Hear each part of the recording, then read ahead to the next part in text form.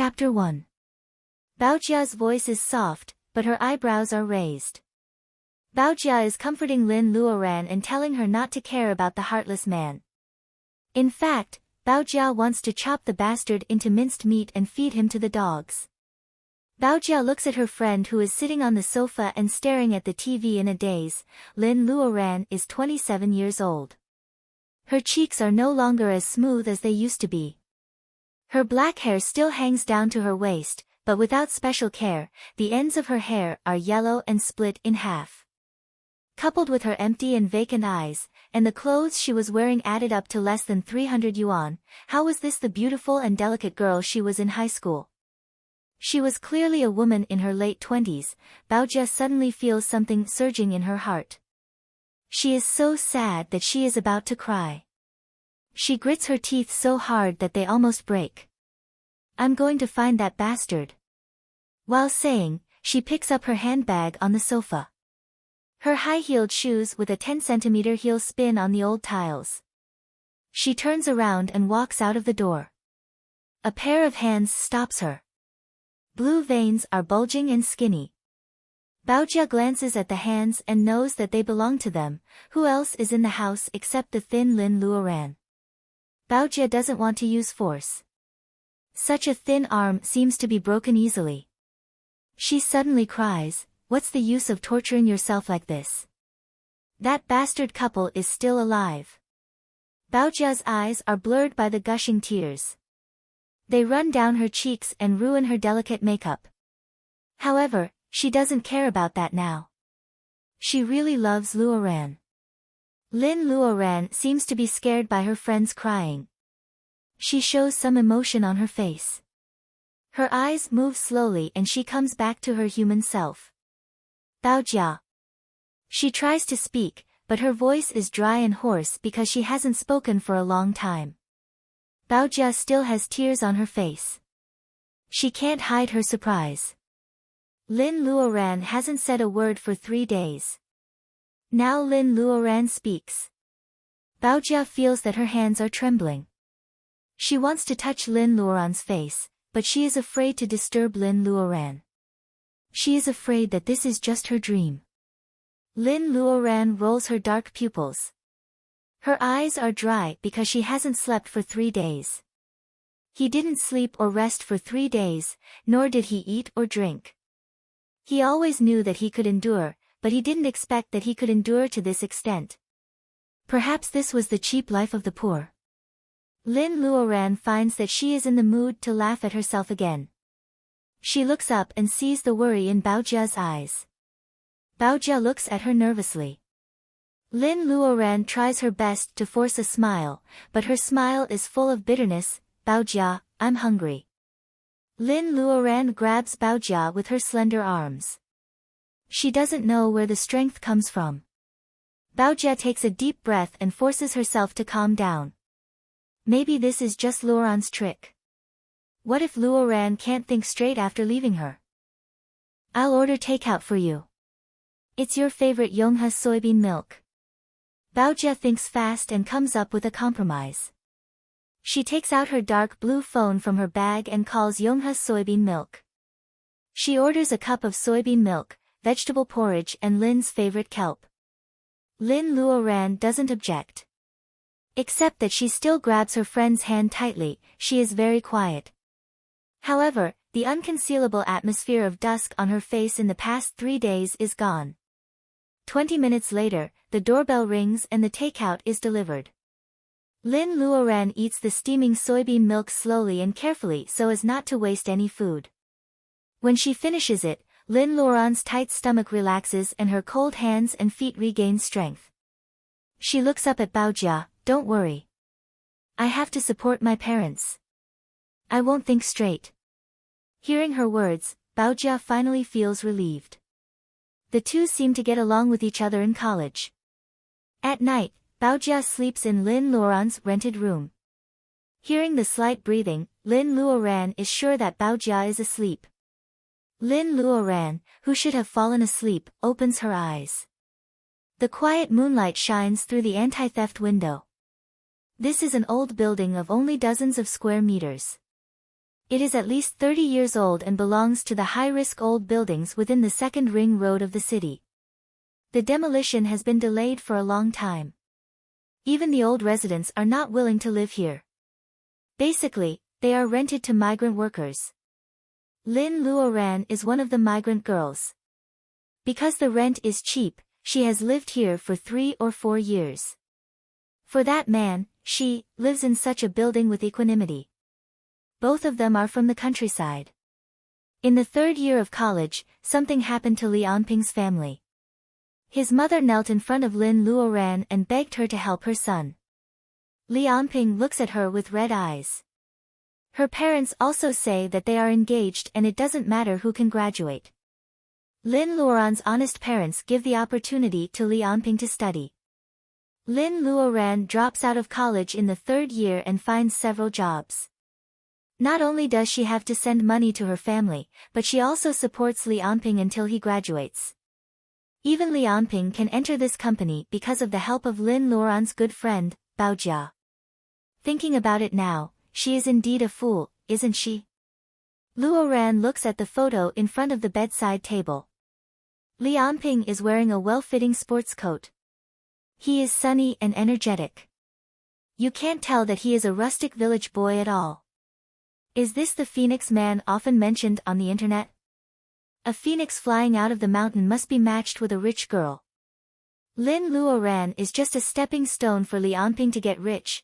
Lin Luoran opens her eyes wide and tears flow down silently. She clenches her fists, she still has her parents and Bao Jia.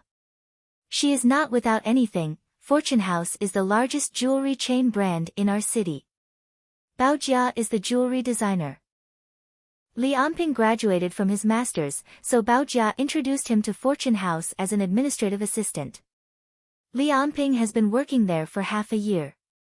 Last month, Bao Jia joked that Li Anping's boss is changed to a beautiful girl and she should be careful. At that time, Lin Luoran didn't take it seriously. They have been together for 7 or 8 years. Li Anping has had many admirers during this period. Lin Luoran doesn't feel threatened by a beautiful girl. What she doesn't know is that this beautiful girl is not only Li Anping's boss but also the only daughter of the boss of Fortune House. What a melodramatic story, isn't it? Lin Luoran stands in front of the administrative building of Fortune House and laughs at herself. It's time to get off work. The glass door is pushed open and Bao Jia walks out of the revolving door in high heels. Lin Luoran moves into the shadow and successfully avoids Bao Jia's sight. Half an hour later, almost all the employees of Fortune House have left. Lin Luoran finally sees a familiar figure coming out of the revolving door. With his well-tailored suit and spirited hair, Li Anping appeared to be in high spirits. Behind him, a beautiful girl in a professional suit comes out. Her facial features are not very beautiful. She is gorgeous because of the expensive international brand package and the layers of makeup. Is she Li Anping's new girlfriend? Lin Luoran bites her lips. Such a beautiful woman can indeed make people feel inferior. However, she has to come here, so she can't flinch. Lin Luoran is standing in front of the shiny door of the Fortune House. She is out of place with everything around her. People can find her at a glance. However, it is not Li Anping who notices Lin Luoran first. It is the young lady of Fortune House with curly eyelashes. She says to Li Anping, "Hey, your old lover is here." Li Anping turns around. It is indeed the shabby Lin Luoran. An imperceptible disgust flashes across Li Anping's face. He quickly turns around and says with tenderness in his eyes, "Ellie, I told you that it was arranged by my family. I have nothing to do with her for a long time." Ellie takes the bag from Li Anping's hand and interrupts his explanation. She says with a faint smile, "You have nothing to do with her? That means we used to be." "Well, you have 5 minutes to solve it." Ellie doesn't care about an opponent like Lin Luoran. She takes the bag from Li Anping and goes to her new Audi TT without even looking at it.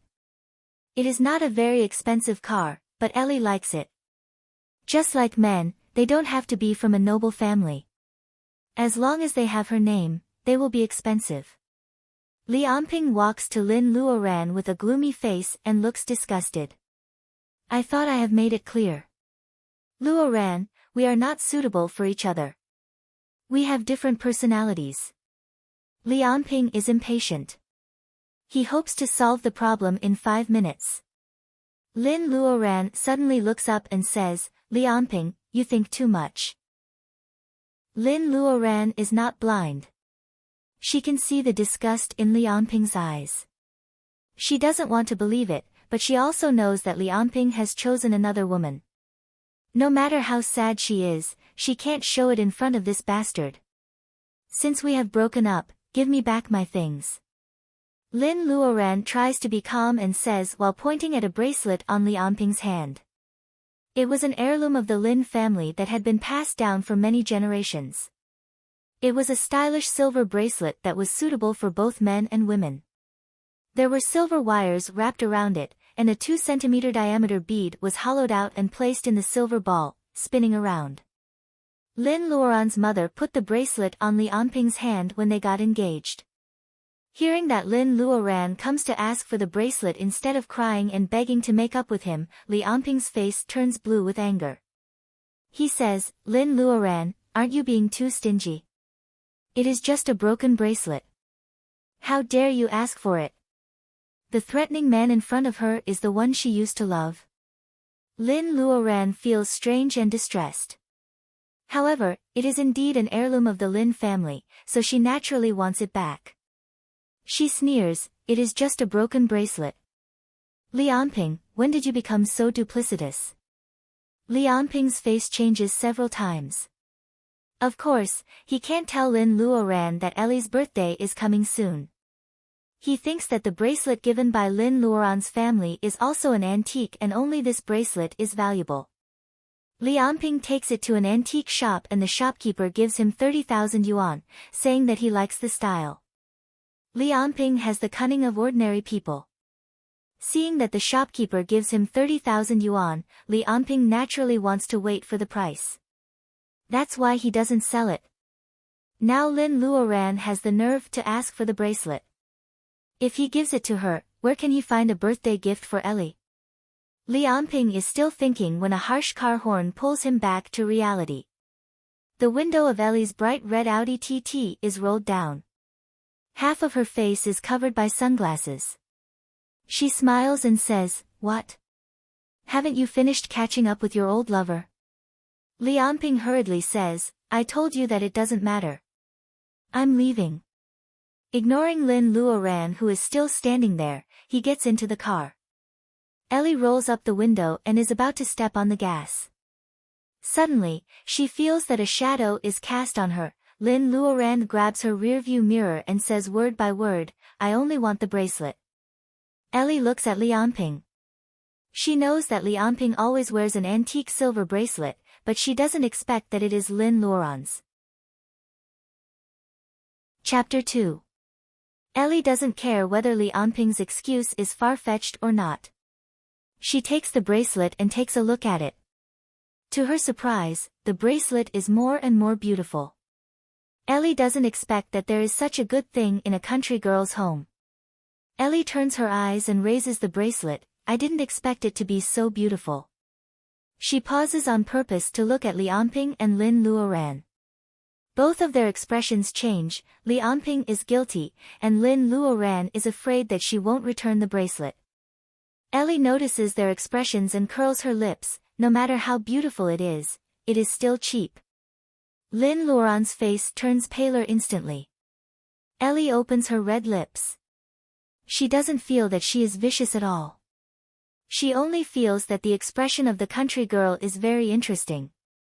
Ellie throws the bracelet at an angle where Lin Luoran can't catch it. The silver bracelet makes a sound of metal colliding on the ground. Lin Luoran's eyes turn red and she unconsciously lets go of the mirror.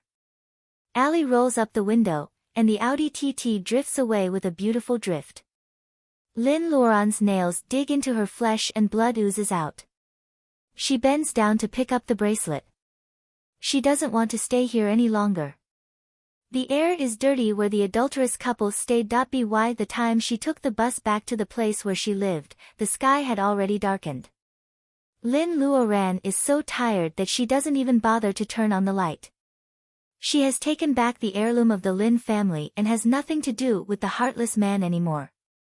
The next step is to think about what she wants to do. Her parents are old and they have been urging her to marry Li Anping in the past 6 months. Therefore, she can't tell them that they have broken up for the time being. Her parents can't stand the shock. She has paid a year's rent for the house. She has only lived there for 3 months, so she doesn't worry about the rent. As for her job, she was fired a week ago. At that time, the manager was evasive and only said that she had offended someone. Lin Luoran doesn't know who she had offended. Today, the arrogant attitude of Li Anping's new girlfriend reminds Lin Luoran. Li Anping looks generous, but in fact, she is a narrow-minded young lady. She steals her boyfriend, kills her, and stops her from working. It's a lie to say that she doesn't hate her. However, there is nothing Lin Luoran can do. Maybe she can never take revenge on Li Anping for the rest of her life. They are so different. Lin Luoran still has to take care of her elderly parents. She can't splash acid on Li Anping. The two of them originally planned to get married, but the 30,000 yuan they had saved up was taken away by Li Anping with the excuse that he needed to do training. In this way, after 6 years of hard work, Lin Luoran is left with lost youth, unfinished studies, an embarrassing age, and the only 1,600 yuan in cash. Lin Luoran unconsciously clenches the silver bracelet. Blood oozes out of her injured palm. The faint blood passes through the hollow silver wires and invades the bead. When Lin Luoran doesn't notice it, the blood is absorbed by the bead. After absorbing the blood, the bead emits a dim light. It is very weak, as if it is not full and has no strength. Lin Luoran is still immersed in her own thoughts. How can she understand what the bead is thinking? The bead trembles slightly, like a living body with Reiki. It is anxious for a long time, but it can't do anything. Finally, it makes up its mind and emits a beam of light. The silver wires wrapped around the bead move by themselves, turning into a sharp thorn and stabbing into Lin Luoran's palm. There is no light at home. Lin Luoran is just absent-minded, but she is not blind. She naturally notices the beam of light in her hand. As soon as she raises her hand, the silver wires turn into a sharp thorn and stab into her hand. Lin Luoran is shocked. It doesn't hurt much, just like being stung by an ant.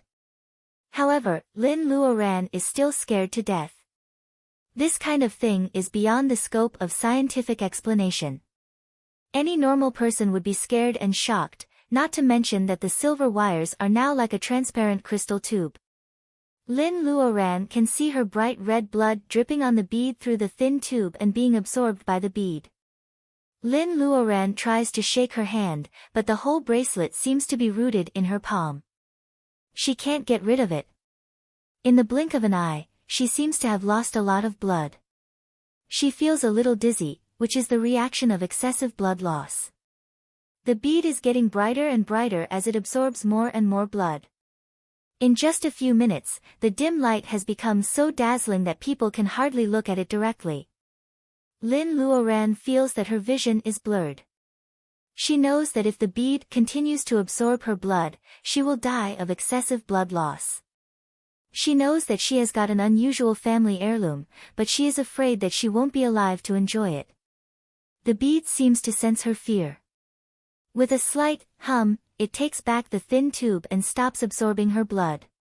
Lin Luoran takes the opportunity to throw the bead on the tea table. Then she collapses on the shabby sofa. Her lips are pale and her whole back is wet. She is sweating as if she just got out of the water. The bracelet changes back to its original appearance, except that it is glowing and the thin tube is gone. Lin Luoran survives the disaster. Although she is very curious, she doesn't dare to pick up the bracelet to have a look. After a long time, the light of the bead gradually dims, leaving only a soft glimmer like the bright moon. Lin Luoran props herself up and leans forward a little. She carefully looks at the family heirloom that almost killed her. Lin Luoran thinks she is dazzled. She rubs her eyes and finds that the scene in front of her is still the same. The strange bead has absorbed her blood. After the light dims, Lin Luoran finds that the original silver shell of the bracelet is melting little by little. The hollow ring made of silver wires is like a cage or a protective layer of the bead. At this time, it is melting. Lin Luoran steps back alertly. Finally, the silver slowly melts into a pool of silver liquid. Under the glimmer of the bead, the silver liquid emits a moving luster of metal liquid. Lin Luoran is surprised to find that the silver liquid is also being absorbed by the bead just like how it absorbed her blood. Within a few breaths, the small pool of liquid is completely gone. Lin Luoran holds the pillow in her hand tightly and presses her lips tightly. The light of the bead is even more attractive. The colorful halos are clearly surrounding the bead. It is more gorgeous than the most breathtaking jewelry in the world. The bare bead bounces up and down in the air as if it is cheering. Lin Luoran squints her eyes and is still thinking about how to deal with this supernatural thing. It is not practical to use the pillow. Within her reach, there is only a glass of water on the tea table. Should she pour water on the bead? It is not melodramatic. Lin Luoran thinks about it and her body is tight. She has never been so nervous. Chapter 3. The dazzling light makes Lin Luoran burst into tears. It seems that there is no other danger. Lin Luoran tries to move her hands and feet and opens her eyes. The scene in front of her makes Lin Luoran's mouth wide open. Where is this place? She is stepping on the green grass. The grass is 2 feet high and it is very tough. Lin feels that she is going to float up when she steps on the grass. This is a land with a radius of less than half an acre. There is a wooden hut which occupies 1/3 of the land. Opposite the hut was a small pond about 3 feet wide. Spring water bubbled out of it, and a small green tree grew beside the pond, looking crystal clear. There is a red fruit in the size of mulberry on the tree, which is bright in the mist of the pond. Lin Luoran pinches her face hard. Ouch, it hurts. The hut is still there, the spring water is still coming out of the pond, and Lin Luoran is still standing in the grass. It is not a dream. Lin Luoran immediately realizes that she seems to have encountered some kind of chance. Lin Luoran guesses that everything in front of her must be related to the mysterious bead. Lin Luoran is tougher than ordinary girls. Otherwise, she wouldn't have been able to hold on for so many years. Therefore, she is still calm in the face of such supernatural things. Lin Luoran decides to explore this mysterious space with the idea of taking things as they come. She stands there and thinks for a while. Then she picks up a lump of soil from the ground and throws it over. The clod drew a beautiful arc in the air and bounced off a foot away from the wooden house. It seemed to be protected by an invisible shield. Was this the prohibition that was often mentioned in books? Lin Luoran is curious. She sees that the soil is just bounced away. She should be fine, right? Lin Luoran takes a few steps and moves forward slowly. Sure enough, she bumps into something very elastic, like jelly. When she pokes it with her hand, a transparent dent is formed. Obviously, she can't enter the hut, at least not now. Lin Luoran turns her eyes to the small water spring. Natural treasures usually accompany each other. Should she drink the spring water or eat the fruit? This is a problem. Lin Luoran still cherishes her life. She picks up a blade of grass to stir the water. After poking for a long time, the grass was still green. At least it wasn't corrosive.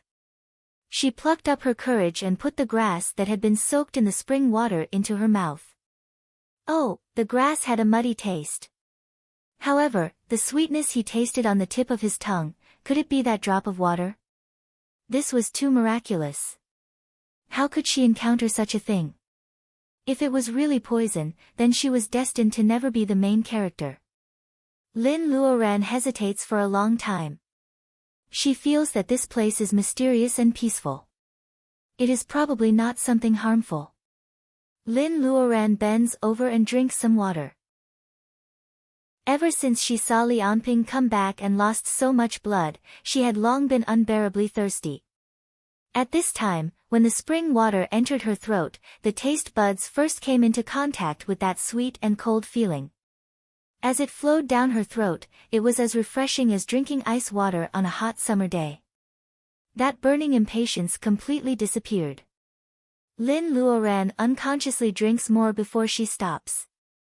In the secret land, there is plenty of light and the temperature is just right. She has to wait for the medicine to take effect. She drinks the spring water and lies on the grass.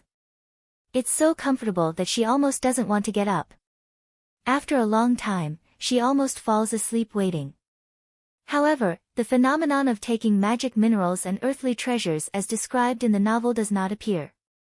Lin Luoran touches her face. It is not very smooth. She can't afford expensive skincare products in a poor life, so it is inevitable that her face is rough. Then she looks at her hands. Well, the dry cracks and fine lines caused by the seasonal autumn are gone. Her face does not change, but her hands that have touched the spring water become much smoother and more tender. Is this the effect of the spring water? Lin Luoran's eyes become a little hot as she looks at the spring water. This spring water that can significantly improve the skin quality may be able to improve the life of her family. Lin Luoran is not greedy. Figuring out the effect of the spring water is enough to make her feel happy. She suddenly becomes spirited. She turns over and climbs up. She jumps to the spring and carefully looks at her future pool of hope. The shadow of being lovelorn is not as easy as she appears. Lin Luoran has the tenacity of a small person at the bottom of the society. Now she needs something to divert her attention, such as this mysterious space and this small spring that can change her future life. The spring water gushes out from the ground. There is only a very shallow pool with bubbles in the middle. It seems that the spring water is endless. Lin Luoran looks at it for a long time, and an idea comes to her mind. Can the spring water have extraordinary effects on plants like in novels? She is eager to have a try, but there is only the grass and the small tree in the space. Lin Luoran feels painful at the thought of watering the grass with the spring water. Then, there is only the small tree left. Lin Luoran doesn't know whether the red fruit is edible or not. Lin Luoran suddenly feels a little hungry. However, the fruit is small and really beautiful. She can't bear to eat it. She looks at the spring for a long time, and for some reason, she holds a handful of water and pours it on the small tree. What? Lin Luoran can't help but make a sound of surprise. The spring water is poured on the tree and instantly soaks into the soil. The water drops between the branches and leaves are also absorbed by the leaves. After a while, Lin Luoran even suspects that she just blinked and the small tree has changed under her eyes. The leaves are faintly glowing. Not only is the green color more obvious, but the luster on the leaves is flowing. It has the texture of jade. It seems that in this short moment, the tree is evolving into jade.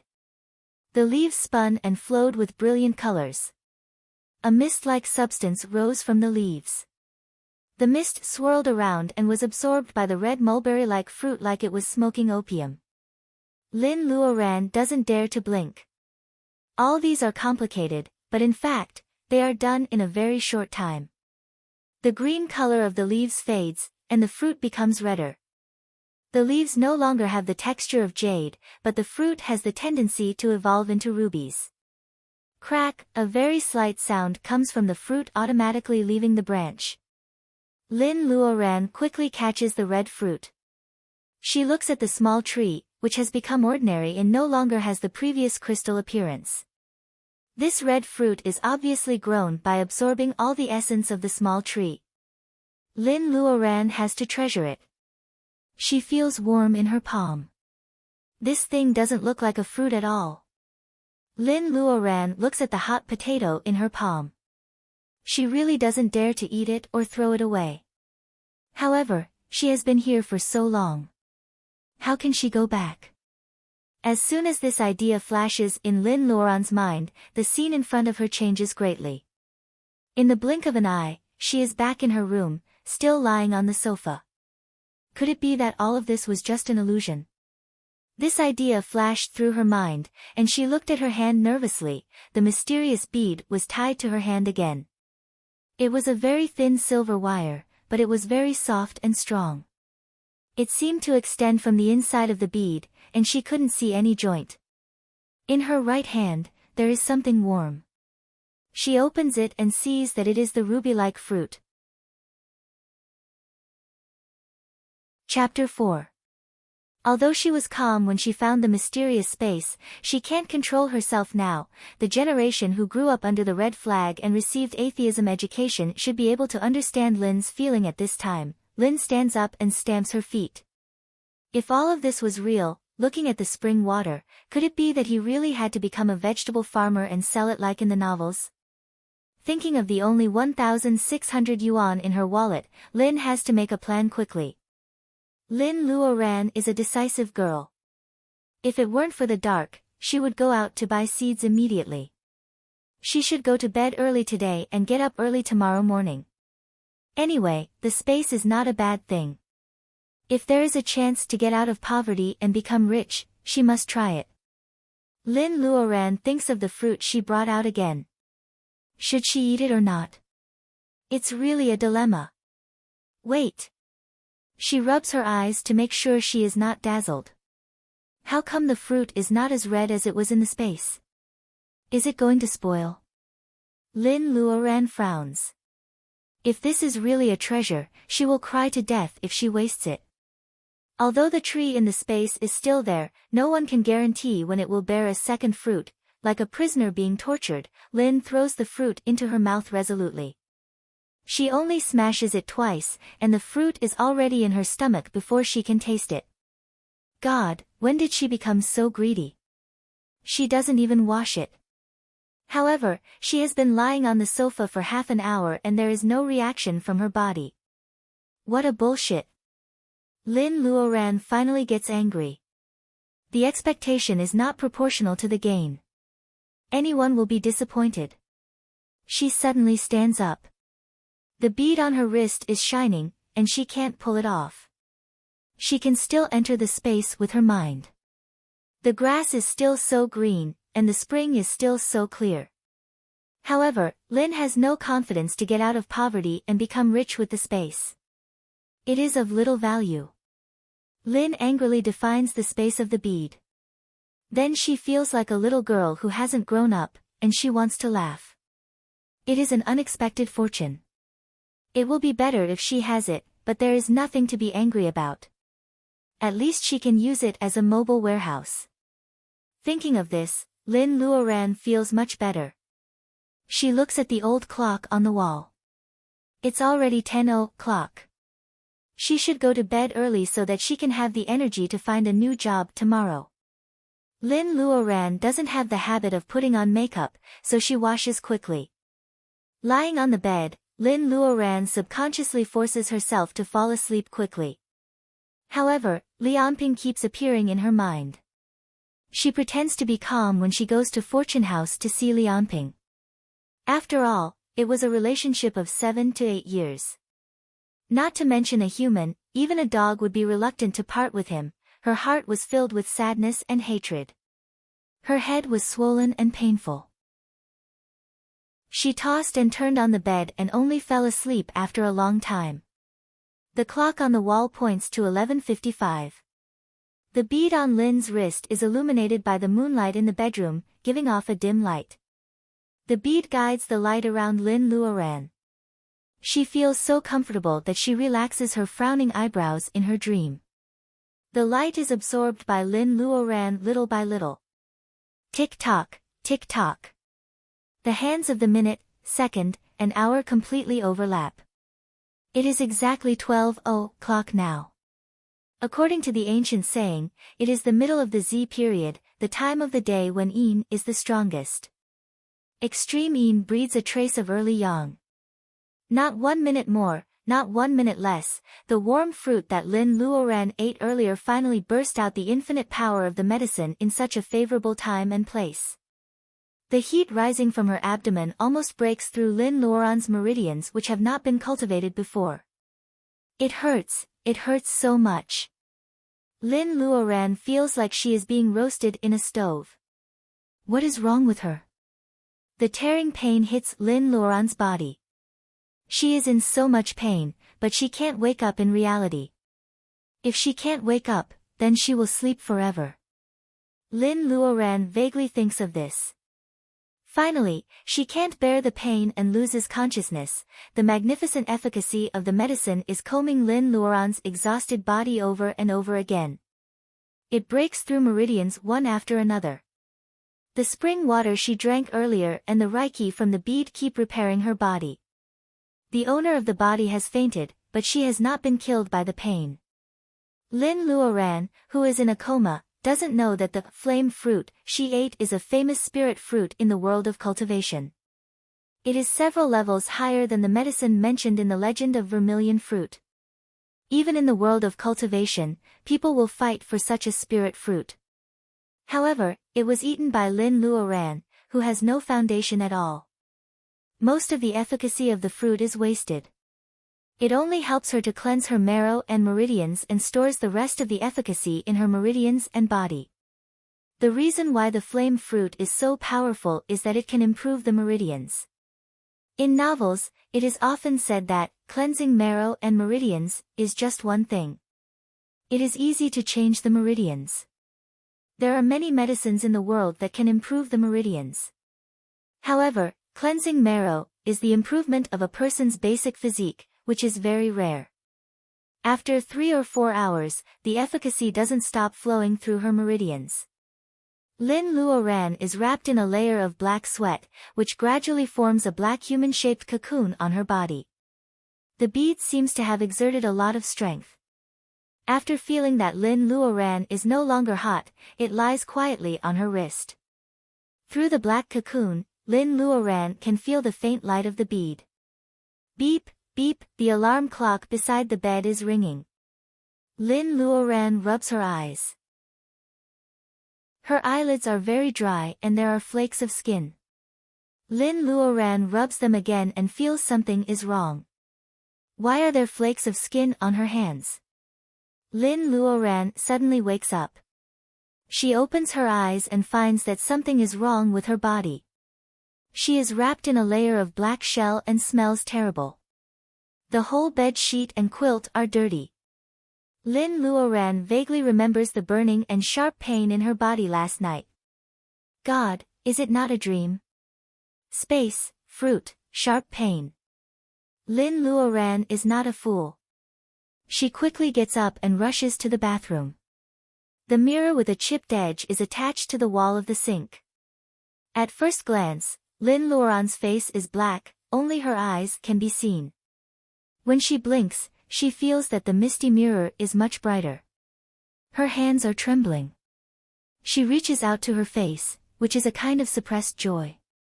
As expected, after rubbing off the layer of black and smelly dead skin, the skin on her face and hands is white and lovely.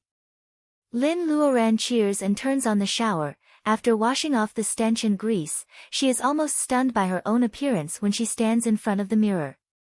Her skin is very white. It is not the kind of pale of illness. Instead, it is like a peeled egg, smooth and elastic. Her cheeks also have a touch of natural ruddiness. Her hair is like a piece of fine silk. The yellowness and dryness are all gone. Instead, it is shining with black luster. Her facial features have not changed. Only her eyes are not dull because of the torture of life. Instead, they are full of spirit, a bit like the feeling of being full of radiance. In general, she is still Lin Luoran, but she seems to have become a completely different person. She is more than 5 years younger now. It takes Lin Luoran a long time to calm down. She finds that it is almost noon. She planned to go out to find a job today, but it seems that she can't. After a while, Lin Luoran laughs. She hasn't changed her mind. How can she find a job at this time? The most important thing is to figure out the real function of this space and the spring. She looks around the room. The floor of this shabby house is still tile, and it is covered with adult scars because of its age. It looks dirty. No matter how hard she cleans it, she feels that the room is gray and uncomfortable. Lin Luoran has been living a hard life before, so she is not in the mood to take care of the delicate flowers and plants. After looking around her small house, there is only a fleece flower that she picked up from the vegetable market. It is hanging its head and weakly climbing the railing of the anti-theft window. Lin Luoran wants to raise this fleece flower to make soup for her hair because her hair is too ugly to look at. But now, it has a greater meaning. There is a smile in Lin's eyes. She looks at the knotweed which is lowering its head. Chapter 5. Perhaps it was because it was too young and could only play a role in promoting blood circulation. The leaves of the fleece flower are covered with dust. Lin Luoran is embarrassed to take it into her space, so she gets a basin of water and washes it carefully. However, what puzzles her is that the little thing is still foggy after washing it for so long. How dirty is it? Lin Luoran feels something is wrong. She moves the pot to the balcony and looks at it carefully. Then she finds something unusual. The leaves of the fleece flower are very clean, at least in the normal sense. Lin Luoran feels it is dirty because there are wisps of gray mist flowing on the leaves, covering the whole plant. Not only that, but there was also a faint green mist in the center of the vines, extending and contracting, and it was the densest near the roots. Every time the green mist stretches a little, the gray mist retreats a little. As soon as the green mist shrinks, the gray mist comes back to occupy the green mist. Two kinds of mists of different colors seem to be waging a protracted battle. Moreover, it seems that the green mist is no match for the green mist at all. Lin Luoran wants to take a closer look, but her eyes are a little dry. It seems that she has overused her eyes. She closes her eyes, but her heart is fluctuating like a mountain. Is it Reiki or the life essence of plants that she just saw?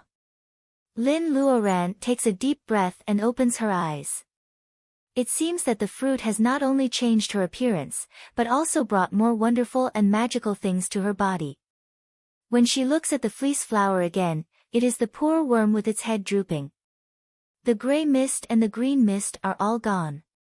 Only when she concentrates and looks at it with full attention, like magic, the gray mist and the green mist suddenly appear. Lin Luoran looks up from the burglar-proof window. The old community is also good. The flowers and trees were planted many years ago, and now they are very tall. There is a tall hibiscus tree not far from the window of Lin Luoran's house. It is in its flowering period, with pink and light red interlaced among the green leaves, beautiful and lively. Looking carefully, the hibiscus tree is also in the same situation as the fleece flower. The gray mist and the green mist are in a stalemate. The only difference is that the green mist of the hibiscus tree is thickest around its flowers. Not only that, but there were also wisps of gray gas flowing in the air, which were inhaled by the unsuspecting passers-by. Lin Luoran is startled and looks at herself. The gray gas was also rushing towards her, flowing around her. When it was 1 meter away from her, it seemed to be scared away by an invisible demon, causing it to flee in all directions. Why am I the only one who can't be touched by the gray gas? There was nothing different about her, except for the bead on her wrist.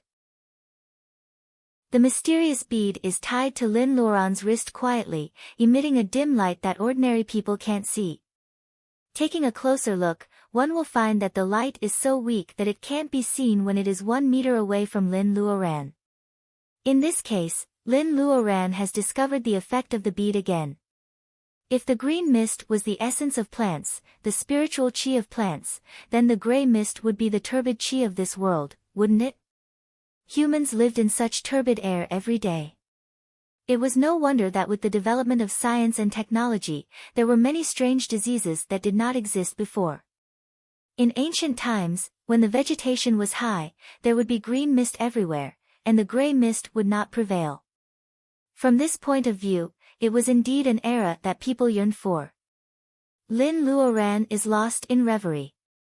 After a while, she remembers her original purpose. She picked up a glass from the table, and with a thought, she appeared in the mysterious space again. Last night, Lin Luoran only felt that the air here was fresher than outside. Now that her body has been transformed, she is particularly sensitive to the reiki of heaven and earth. As soon as she comes in, she feels so comfortable that she almost moans. In her eyes, this space is also very different from last night. Last night, Lin Luoran only felt that the green mist on the grass was thicker than the whole hibiscus flower outside. As for the little tree that bore fruit last night, the green mist that flowed on it was almost tangible. As for the small spring, it is blue in Lin Luoran's eyes. More importantly, there is no trace of the gray gas outside in this space. The grass and trees are all green, but the shades are different. Above the small spring, there is a blue mist. Is this the different attribute of everything in the world? Yes, according to the division of the 5 elements, plants are all wood, and the small spring is water. Aren't they 2 types? Lin Luoran understands. She scoops a glass of water from the small spring and is about to go out. She sees the small tree beside the pool. The red fruit it bore last night is really hard. Lin Luoran tilts her hand, and half a glass of water falls on the root of the small tree. The spring water seeps into the soil, and the small tree happily drinks the nutrient solution. The green mist flowing between the branches and leaves is thicker, and the whole small tree is green and pleasant. Lin Luoran is satisfied and takes the water out of the space. The knotweed is half hanging on the ground, very dissatisfied with its master's slow movement. Lin Luoran carefully pours the half glass of water into the flower pot. As the spring water is absorbed, the green mist on the vines of the knotweed becomes thicker. The gray gas is temporarily defeated and has to step back. Lin Luoran is sure that she is not hallucinating. After drinking half a glass of spring water, the half-dead knotweed quickly becomes energetic at a speed visible to the naked eye. Is it an illusion? Why does she feel that the knotweed has grown a little taller and its roots have grown a little longer? Lin Luoran rubs her eyes. Not only is it not an illusion, but the knotweed has also grown a little longer. God! The spring water is much more powerful than any ripening agent. Lin Luoran is overjoyed. She looks at the knotweed as if she sees money running to her. She has always been calm and self-restrained, but now she is smiling. Lin Luoran is eager to test her ability. She puts her hand on the flower pot and moves into the space with the pot. The dirty flower pot is very incompatible with the clean and refreshing space, but Lin Luoran doesn't care about the elegance. She gently pulls the knotweed out of the pot. The root in Lin Luoran's hand is 3 times bigger than the one she picked up. This is the effect of the spring water in such a short time.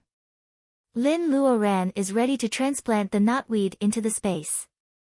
She finds that except for the area around the cottage and the spring water, the whole space is occupied by the 3-foot-tall grass. There is no place to plant the knotweed at all.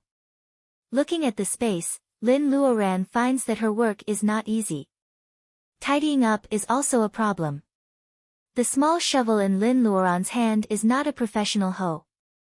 The shovel she usually uses for cooking is now entrusted with an important task. The grass is uprooted one after another.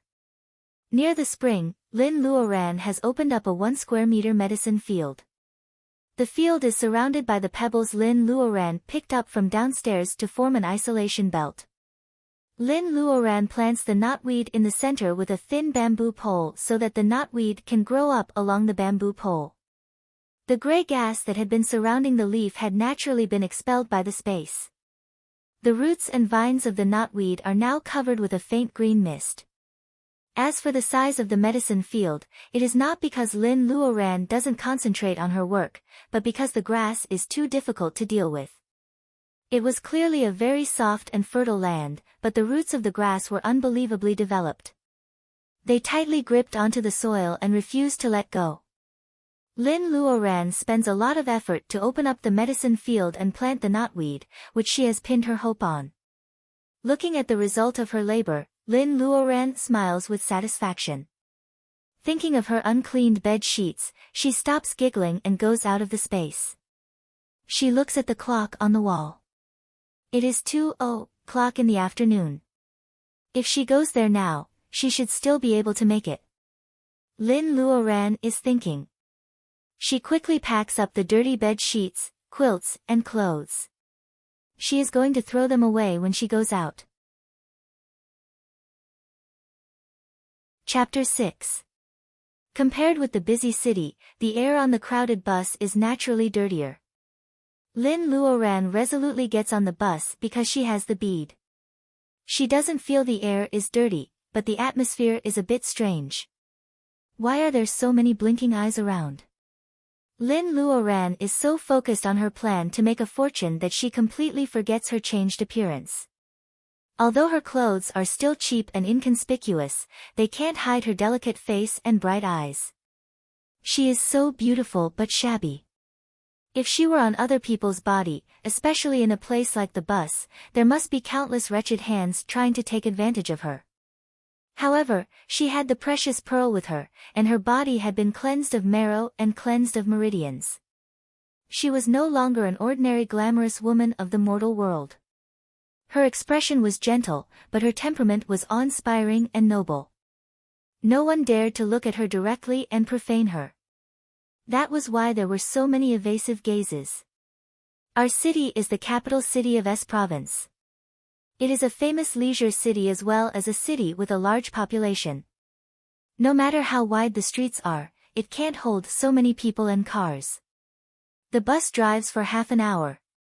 Lin Luoran has to change buses twice before she reaches her destination. There are two small shops with green facades.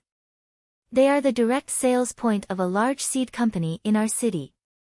Lin Luoran once brought rice and vegetable seeds for her family and villagers.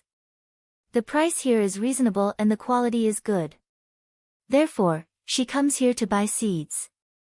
Seeds are not daily necessities. Naturally, the business is very good in the season, but there are few people in normal days. Just like now, there is no customer in the two shops. There is only a chubby woman in the company's uniform texting under the counter. Lin Luoran stands 1 meter in front of the counter and reminds the saleswoman, ahem. The saleswoman puts down her mobile phone and puts on a professional smile. She is shocked by Lin Luoran's appearance when she looks up. This girl is so beautiful with good skin and good temperament. Alas, what kind of figure do I have? The saleswoman sighs in her heart, but she doesn't realize that she is just amazed. She doesn't get jealous as usual when she sees a beautiful woman. This is because of Lin Luoran's temperament. Beauty, do you want to buy seeds? Do you need me to introduce you? The salesgirl calls Lin Luoran beauty as soon as she opens her mouth. This is not flattery, but the custom of our city. Generally speaking, people in the service industry are sweet talkers. All female customers call Lin Luoran beauty, and male customers call Lin Luoran handsome. Lin Luoran has a plan in mind before she comes here. She smiles and answers, "Do you sell seeds of small tomatoes? Is it the cherry tomato?" The salesgirl asked again to confirm. Yes. Baojia has corrected Lin Luoran many times that it is called cherry tomato, but Lin Luoran still calls it tomato. The salesgirl knows what Lin wants. She rummages in the container and finds a small bag of cherry tomato seeds. These days, business was not good. The seed companies used to look down on this small business, but now they knew how to break down all kinds of seeds into small bags and sell them. Where does this bag of seeds come from? Although Lin Luoran's hometown is in the countryside and she often helped her family work when she was a child, she spent most of her time in school. She is good at helping, but she is not good at planting seeds that need to be planned from the beginning. This bag of seeds looks small, but it can be used to plant half an acre of land. Explaining to customers is part of her job, so the salesgirl is quite patient. Half an acre. Lin Luoran is speechless. Even if she pushes the hut in the space, it will only be half an acre of land. If all the seeds are planted with small tomatoes, she can't count on anything else. However, this is just her cover. Lin Luoran buys more vegetable seeds such as cabbage, lettuce, and spinach. There are more than 10 kinds of vegetables in total. Counting the money, it is just over 100 yuan. Of course, it has something to do with the small quantity. The salesgirl packs all the seeds. Seeing that the beauty is still hesitating in front of the counter, she can't help but ask, "What else do you need?" "We are a big company. The store here is a little small, but we have a full range of seeds. Do you have wild ginseng seeds here?" Lin Luoran pretends to be embarrassed, but she is looking forward to the salesgirl's answer. That's right. Lin Luoran's original plan is not to become rich by growing vegetables. She doesn't think that she has the halo of the protagonist. How to explain the source of the large number of vegetables is a big problem in itself. It is not the first time for the salesgirl to meet such a naive customer. However, seeing that Lin Luoran is beautiful and comfortable, the salesgirl still explains with a smile, "Dear customer, wild ginseng is expensive, but the seeds are not. Who will collect them except for researchers? Besides, even if the ginseng is grown from wild people's seeds, it's not wild ginseng. We have ginseng seeds of the evergreen variety here. The price is 360 yuan per caddy, and it has the characteristics of wild ginseng. Do you want to consider it?" Lin Luoran feels embarrassed for making a fool of herself. However, she knows that the price of artificial wild ginseng is very different. Should she settle for the second best? "Can you show me the seeds first? I'm buying for someone else, so I need to check the quality first." Lin Luoran decides to check the quality of the seeds first. The salesperson searched for a while before finding the ginseng seeds from the counter. This thing was not bought every day, so it was naturally placed in a remote place. Lin Luoran grabs some and looks at it. She is disappointed. Inside these ginseng seeds, there was a faint green aura, but it was very weak. If one was not careful, they would overlook it. Even with her space, Lin Luoran can't guarantee that she can grow ginseng and sell it as wild ginseng. She looked around, but her eyes were attracted by a small transparent package on the counter.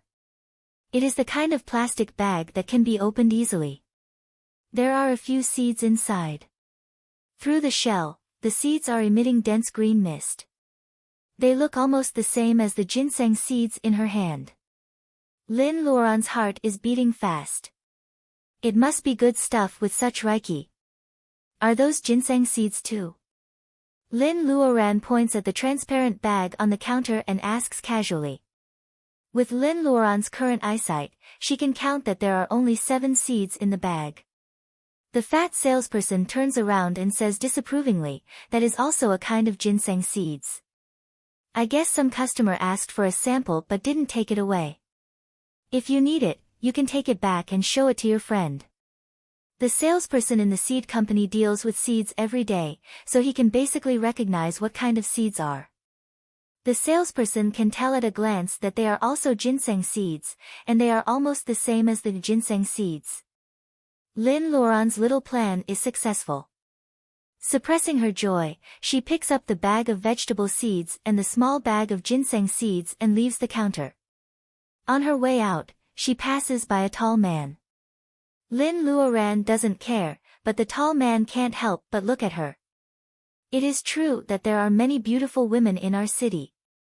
It seems that it is not a bad thing for him to be sent to this place. After buying the seeds, Lin Luoran doesn't take the bus. Instead, she takes a taxi. In less than a minute, the tall man catches up with Lin Luoran. However, all he sees is traffic and Lin Luoran is gone. She runs so fast. I'm so angry. The tall man stamps his feet in front of the store. His character is totally incompatible with his height. He is so depressed. The chubby saleswoman also runs out. She is nervous and stutters, "General Manager, I really didn't know that it was wild ginseng seeds. I. Her chubby face turns red. Everyone hasn't figured out the new general manager's temper yet, and she makes such a big mistake. What should she do? The tall man almost vomits blood. What wild ginseng seeds? It is the seeds of a wild ginseng at least 500 years old. Birds and beasts love to peck the fruit of ginseng. Wild ginseng seeds are rare, not to mention the seeds of a 500-year-old ginseng. Well, it's useless for me to tell you this. They are all lost. The saleswoman has no time to think that wild ginseng seeds can grow into wild ginseng. She feels even more guilty. She is so scared and regretful that she is about to cry. Seeing her red eyes, the tall man felt a headache coming on. Forget it, it's my fault. It's my fault for scolding you. Go back to work. Waving his hand to send the salesgirl back to the shop, the tall man's expression looked like he was constipated, which ruined his handsome facial features. I shouldn't have asked for the young woman's phone number. Oh my God, is the term of my exile going to be extended again? Who took my ginseng seeds? Ah! The tall man's sad cry startles a sparrow on a telephone pole. The passers-by think that the man is crazy and they all get out of the way. The tall man's face is even more sullen. At the same time, Lin Luoran sneezes in a taxi. People in the countryside are superstitious. They say that sneezing for no reason means that someone is talking about you behind your back. Lin Luoran thinks about it but has no clue. Is it because her parents are thinking about her? Chapter 7. The medicine field expands by 1 meter. The Polygonum multiflorum is planted in the middle. Around it are 7 ginseng seedlings, all of which have grown a few leaves.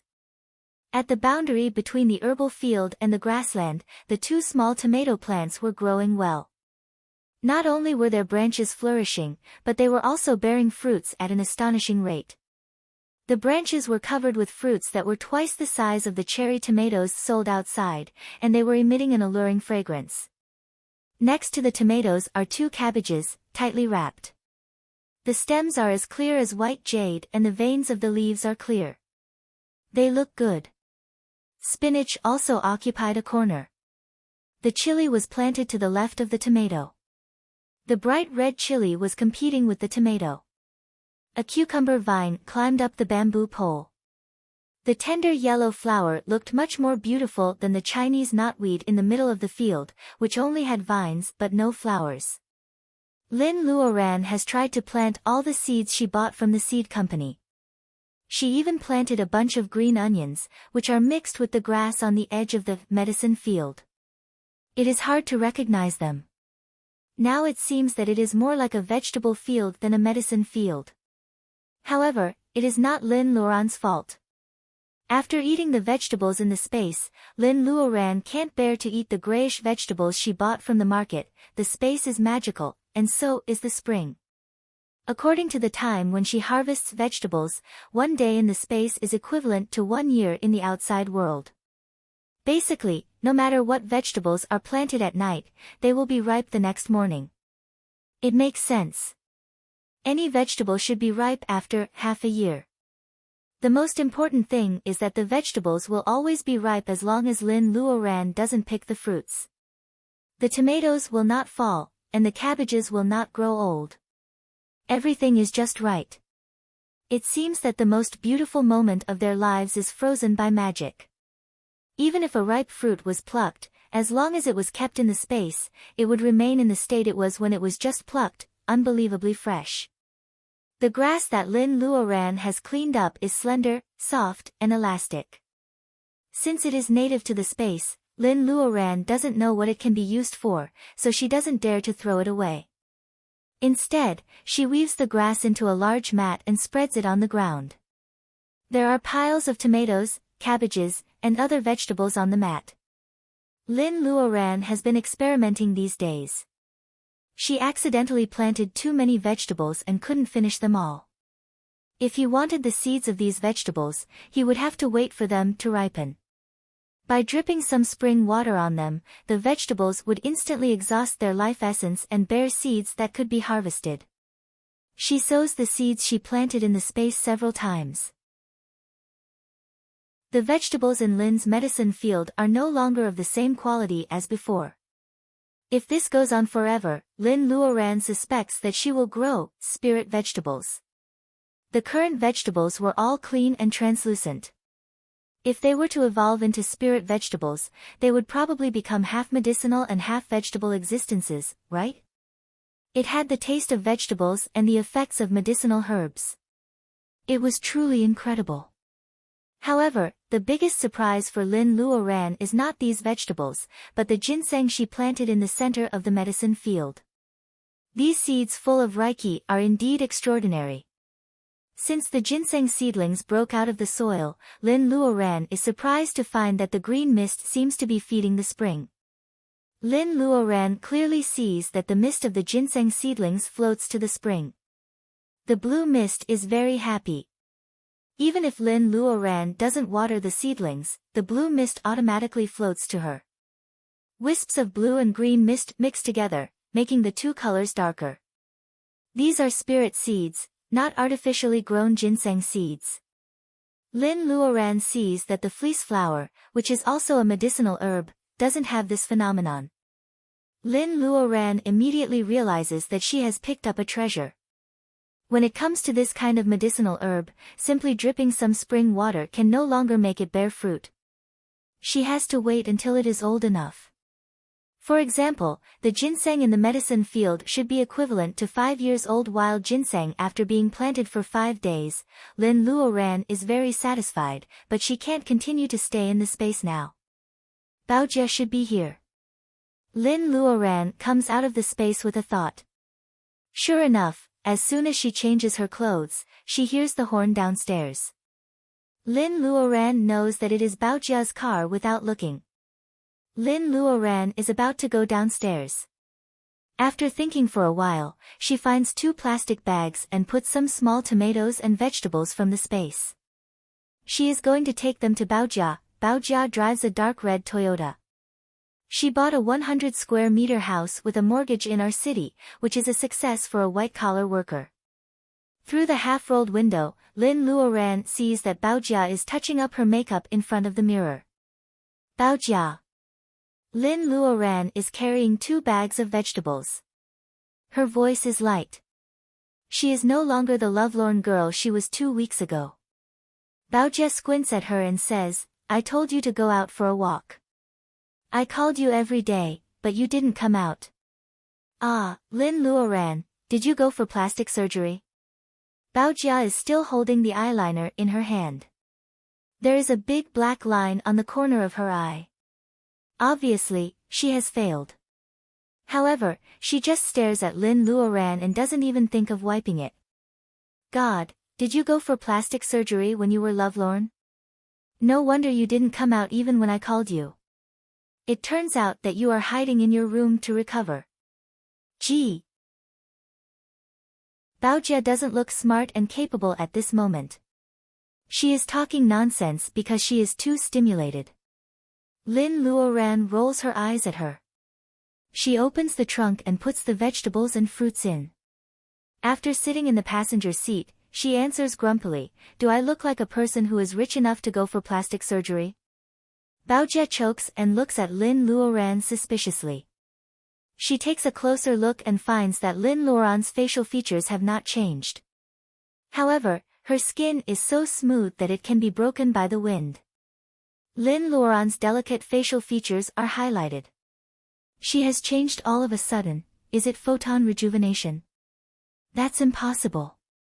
The effect can't be so good. Baojia still doesn't want to give up, but she can't find the reason. Lin Luoran laughs, I did have some lucky chances these days. When I figure it out, I'll give you a makeover. There are some vegetables and fruits in the trunk. If you eat them for a long time, even if you can't become like me now, you will definitely benefit from it. What is a good friend? A person like Baojia who won't ask questions after getting an explanation is a real good friend. She won't hurt Lin Luoran anyway, so she believes that Lin Luoran won't hurt her either. They look at each other and smile. Baojia suddenly realizes and pretends to be angry, don't wait for later. I can't wait for a minute to become beautiful. Baojia gets off the car and holds the small tomatoes in her arms. She asks Lin Luoran if she can eat them directly. Baojia guesses that Lin Luoran will say that eating vegetables and fruits for a long time will improve her skin. She doesn't even bother to wash them. She eats them one by one in the car. Sweet and sour, fresh and delicious. The juice splashes after one bite. It is indeed a rare delicacy. The car starts. Baojia still has a small tomato in her mouth. Lin Luoran then remembers, where did you say you were going? Baojia is eating, which greatly affects her queen temperament. She answers vaguely while driving, where can I go? Of course, I'm going to help you find a job. Well, it's so delicious. Baojia holds the steering wheel with one hand and drives through the traffic. Lin Luoran is worried. If she asks Baojia again, she is afraid that Baojia will be more distracted. However, she can't help thinking. Chapter 8. However, Baojia stops in a warehouse with weeds growing at the door and the paint on the door is peeling off. Except for the car marks on the muddy ground at the door, there are many vehicles going in and out of this place. This warehouse is really creepy. Baojia, although I don't mind being a worker on the assembly line, this place is so desolate. Can I get paid on time? Lin Luoran plucks up her courage and puts forward her opinion. Baojia wipes the tomato juice on her mouth and raises her eyebrows. What do you think? Lin Luoran shrinks her neck. The wild ginseng in the space will take some time.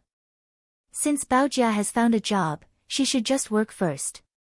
She is so picky. Now she only has 1,300 yuan left. They get out of the car and enter the gate. Lin Luoran finds that the yard is quite spacious. There are many cars parked behind the red-painted gate. Some of them are tacky for the rich, but they are expensive for Lin Luoran. There are also some cars with a logo that she can't recognize. Lin Luoran finds them familiar, but she can't name them. Anyway, they must be expensive. However, at this moment, the well-dressed car owners were all surrounding a large truck, fighting over some stones that looked different from the others with flushed faces. What are they doing around a pile of stones? Lin Luoran asks Baojia curiously. Baojia takes Lin Luoran to walk around the crowd and the truck to the warehouse. Baojia explains while walking, I've never eaten pork before, but I've never seen a pig running. Aren't those TV shows and novels all over the place? Those ugly stones are raw jade stones, and a group of people are gambling on stones. Lin Luoran is curious and surprised. She asks in a low voice, there is stone gambling in our city? Isn't it all in Yunnan and Myanmar? Where there are people, there is a market. Where there is a market, there is a demand. It's not strange. Baojia glances at Lin Luoran and explains. Lin Luoran wants to ask more but Baojia shushes her, let's finish the work first. Well, I was worried about you before. Now look at you. I'm sure you will be fine. Baojia looks Lin Luoran up and down as if she is very satisfied with her appearance. Baojia takes Lin Luoran into the warehouse. Lin Luoran finds that the machines are roaring. It seems to be an operation workshop. Baojia walked around and found the person she was looking for. In the workshop, several cutting machines were operating at full power to cut the raw stones. Dust was everywhere. A man in his 30s, wearing gold-rimmed glasses, with his hair covered in dust, was looking at a stone under the cutting machine with some concern. Master Lu. Bao Jia raised her voice and waved her hands. Lu Zheng wipes the dust on his glasses and sees that it is Bao Jia with a woman he doesn't know. She has a good temperament but looks too young. She is in her early 20s at most. She doesn't look like Bao Jia's classmate at all. He was a businessman. If he wasn't sure, he wouldn't give others an excuse to talk about him. His smile was like a spring breeze. Since the two beauties have arrived, this stone should have turned green by now, right? Bao Jia, who is this? Bao Jia is also concerned about the situation under the cutting machine. This is my friend, Lin Luoran. Luoran, this is Lu Zheng, your future boss. Lin Luoran smiles awkwardly. She doesn't know what kind of job Bao Jia is going to introduce to her. Lu Zheng didn't say that he had to hire her, but Bao Jia introduced him as the boss. It seems that she is very familiar with Lu Zheng. When did this little girl get to know such a person? It seems that she needs to interrogate him. Lin Luoran is thinking about all these. Hearing Bao Jia's introduction, she still takes the initiative to say hello, Mr. Lu, I'm Lin Luoran. Sorry about that. Lu Zheng's eyes didn't stay on Lin Luoran for too long. He nodded and said, Miss Lin, let's talk about the job later. Let's take a look at this stone first. Lin Luoran smiles and nods. Bao Jia is already saying, Master Lu, this is a good stone. It would be too unlucky if there is no green in it. How much did you make this time? Lu Zheng smiles bitterly, the first few pieces are all ruined. Fortunately, I got some raw materials in the Burmese territory, or there would be no rice to cook. Lin Luoran has never seen stone gambling in person. The price of jade has been rising in the past 2 years. Ordinary citizens have seen enough novels and TV shows to know what stone gambling is. Now it seems that Lu Zheng is also in the jewelry business. Thinking of Li Anping's new girlfriend, Lin Luoran feels that the job Bao Jia found for her seems to be full of variables. Just as she is thinking about this, Bao Jia's happy voice comes, there is green. It seems that we are really lucky. Lin Luoran also turns her head to look. The cutter is watering a third of the stone cut. After a few handfuls of water, the green texture of the stone is revealed. Even Lin Luoran, a layman, can see that the green color is very comfortable.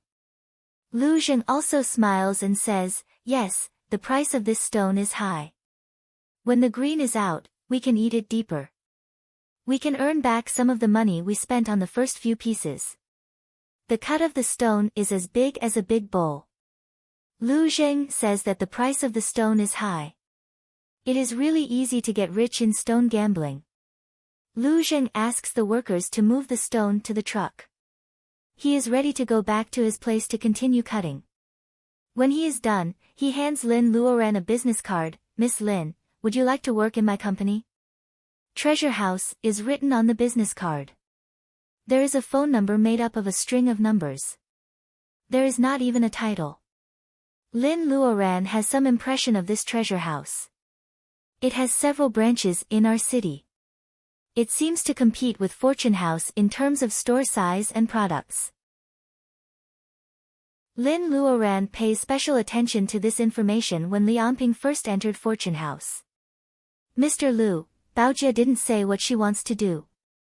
Do you think I am suitable? Although Lin Luoran doesn't want to work in the same industry as Li Anping, they are obviously in two different camps. Lin Luoran can't refuse Bao Jia's kindness. She must take the initiative to fight for it. Lu Zheng smiles, Bao Jia wants you to be in the jewelry business. What do you think? Jewelry business? Lin Luoran is asked to sell glittering jewelry. All women love jewelry. Lin Luoran is a little tempted. Bao Jia pushes her, you look like you. Wearing jewelry is a promotion.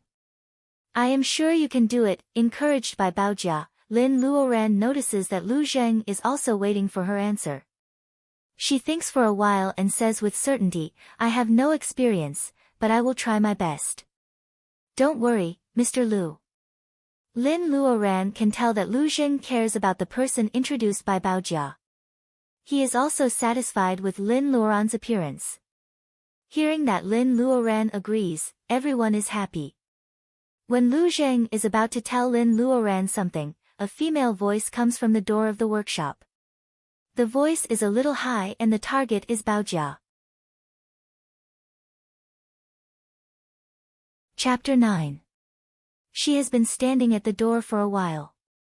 As the designer of Fortune House, Qin Baojia not only introduced jobs to Li Anping's ex-girlfriend, but also to Lu's, the archenemy of Fortune House. This is a slap in the face in the industry. If she could tolerate this kind of thing, her surname wouldn't be AI. Seeing that Ellie and Li Anping are here, Baojia doesn't panic at all. She just looks at Lin with worry. Lin Luoran also recognizes the voice of Li Anping's new girlfriend. Maybe Li Anping is also here. Enemies are bound to meet on a narrow road. Seeing the worry in Baojia's eyes, she smiles at her, indicating that she can face it. Lu Jing pushed up the glasses on his nose and said with a smile, Miss AI, I don't like to hear that.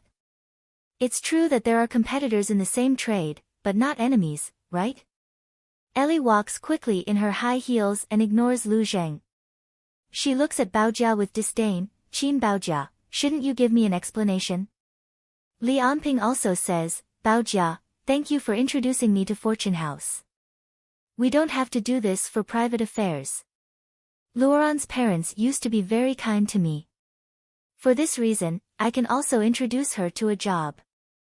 Baojia waves her hand proudly and disdainfully, Li Anping, Sister Wang can't afford to be friends with a man like you. I was blind and unlucky to introduce you to Fortune House. Li Anping's face changes. He looks at the person who doesn't even turn around. He knows that it is Lin Luoran just by looking at her back. He says angrily, Lin Luoran, are you going to keep your back to us? Do you have any manners at all? Even Lu Jing, who didn't understand the situation, couldn't help but frown. Baojia is about to explode in anger, but Lin Luoran grabs Baojia's hand and smiles, Mr. Lu, I'm so sorry to let you see this. Ever since she ate that miraculous fruit, not only did she feel lighter and more relaxed, she often felt that her mind was clear and her mind was especially calm. She was able to think more comprehensively. If she hadn't eaten the fruit, she would have been at a loss when she met Li Anping again. But now, Lin Luoran turns around and looks at Li Anping. She doesn't reveal her thoughts at all. Li Anping is stunned. The person in front of him is like Lin Luoran when she was 17 years old. Her eyes are sparkling like stars in the sky. At the time, they were sitting on the lawn of the university campus. Li Anping covered her eyes with his hands and said, I want to pluck this star. Li Anping can't remember what Lin Luoran said at that time. However, at this moment, Lin Luoran is even more lively than when she was a girl. He clearly remembers that she was haggard a few days ago. He also clearly remembers that she is 27 years old this year. How can she suddenly become young again? Li Anping, you can't walk after seeing your old lover. Li Anping was still absent-minded. Ali's cold snort woke him up. Yes, so what if she became beautiful? There were many beautiful women in this world, but it was not easy to find a beautiful woman like Ali who came from a wealthy family. Li Anping comforts himself in this way, deliberately ignoring the amazement when he meets Lin Luoran again and the guilt when he remembers that Ellie is a beauty. Baojia, we have a job. Let's go, shall we? Lin Luoran says lightly. Lin Luoran sees them but pretends not to see them. She is so hateful now. Li Anping feels indignant, but he can't say anything because of Ellie's mood. Baojia can't wait to leave this couple. She is happy to accept Lin Luoran's suggestion. Master Lu, I'll contact you later. Baojia takes Lin Luoran's hand and walks out. Ellie is ignored from the beginning to the end. She is so angry that she can't pretend to be generous anymore. She screams, "Qin Baojia, don't go too far. Do you still want your job?" Lin Luoran is a little hesitant. Ellie is right. After all, Baojia is still working in Fortune House. If she does this, Baojia will make things difficult for her in the future. The daughter of Fortune House was indeed a vengeful person. Baojia squeezes Ellie's hand and turns around at the door. She looks at Ellie with a faint smile. "Manager Ellie, I submitted my resignation letter early in the morning. Didn't you see it?" She doesn't give time for Ellie and Lianping to react. She is afraid that Ellie is not angry enough. Baojia pretends to be enlightened. "I almost forget that Manager Ellie is busy dating her subordinate. She has no time to read the resignation letter." Alas!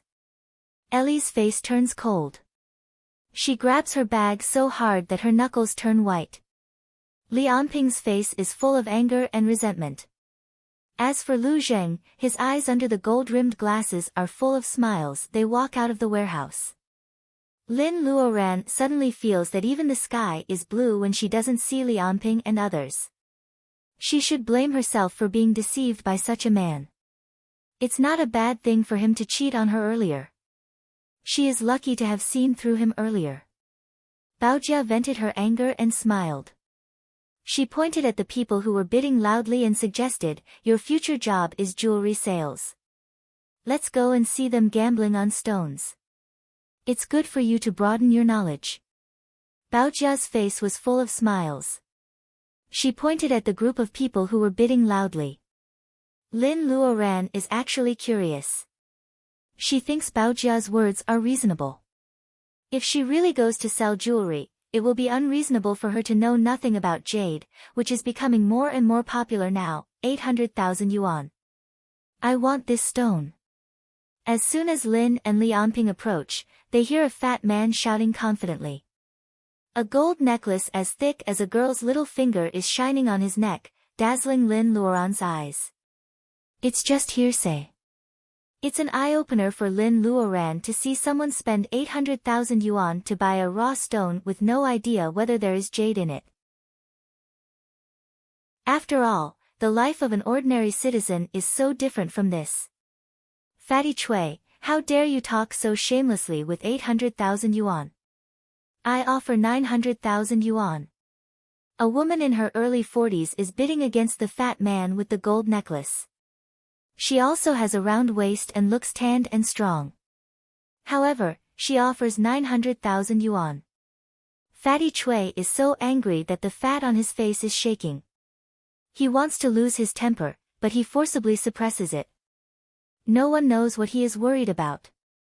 After struggling for a long time, he grits his teeth and says, 950,000 yuan.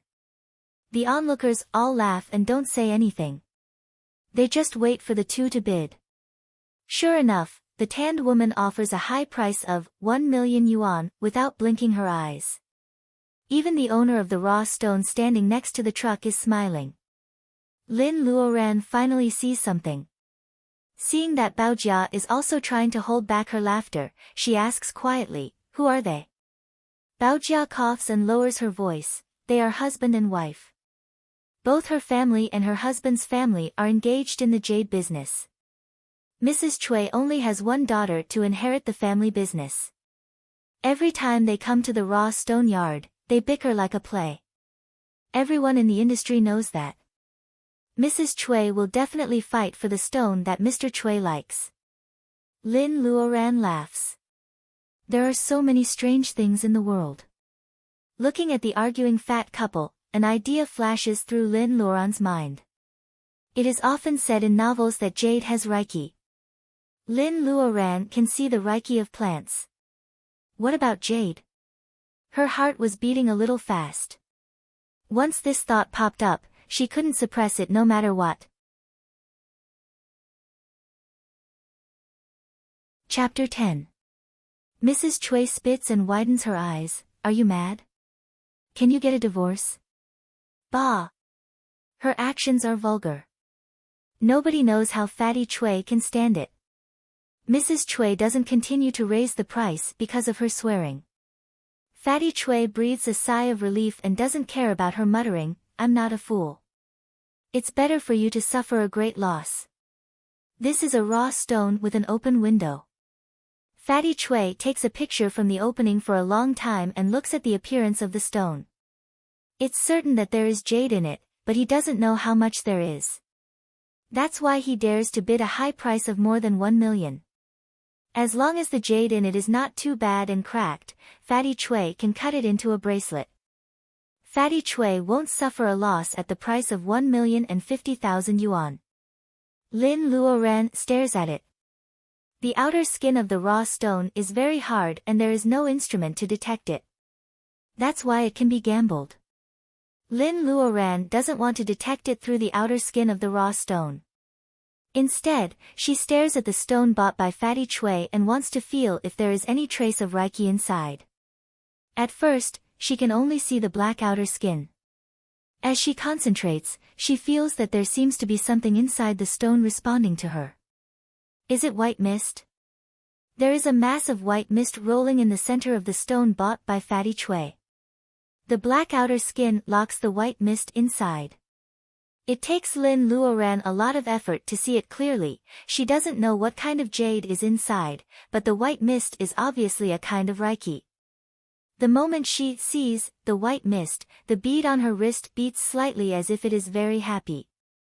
Before she can react, it shoots a thin wisp of mist to the stone bought by Fatty Chui. Lin Luoran is startled. The light mist passes right in front of Fatty Chui's eyes, but Fatty Chui doesn't seem to see anything.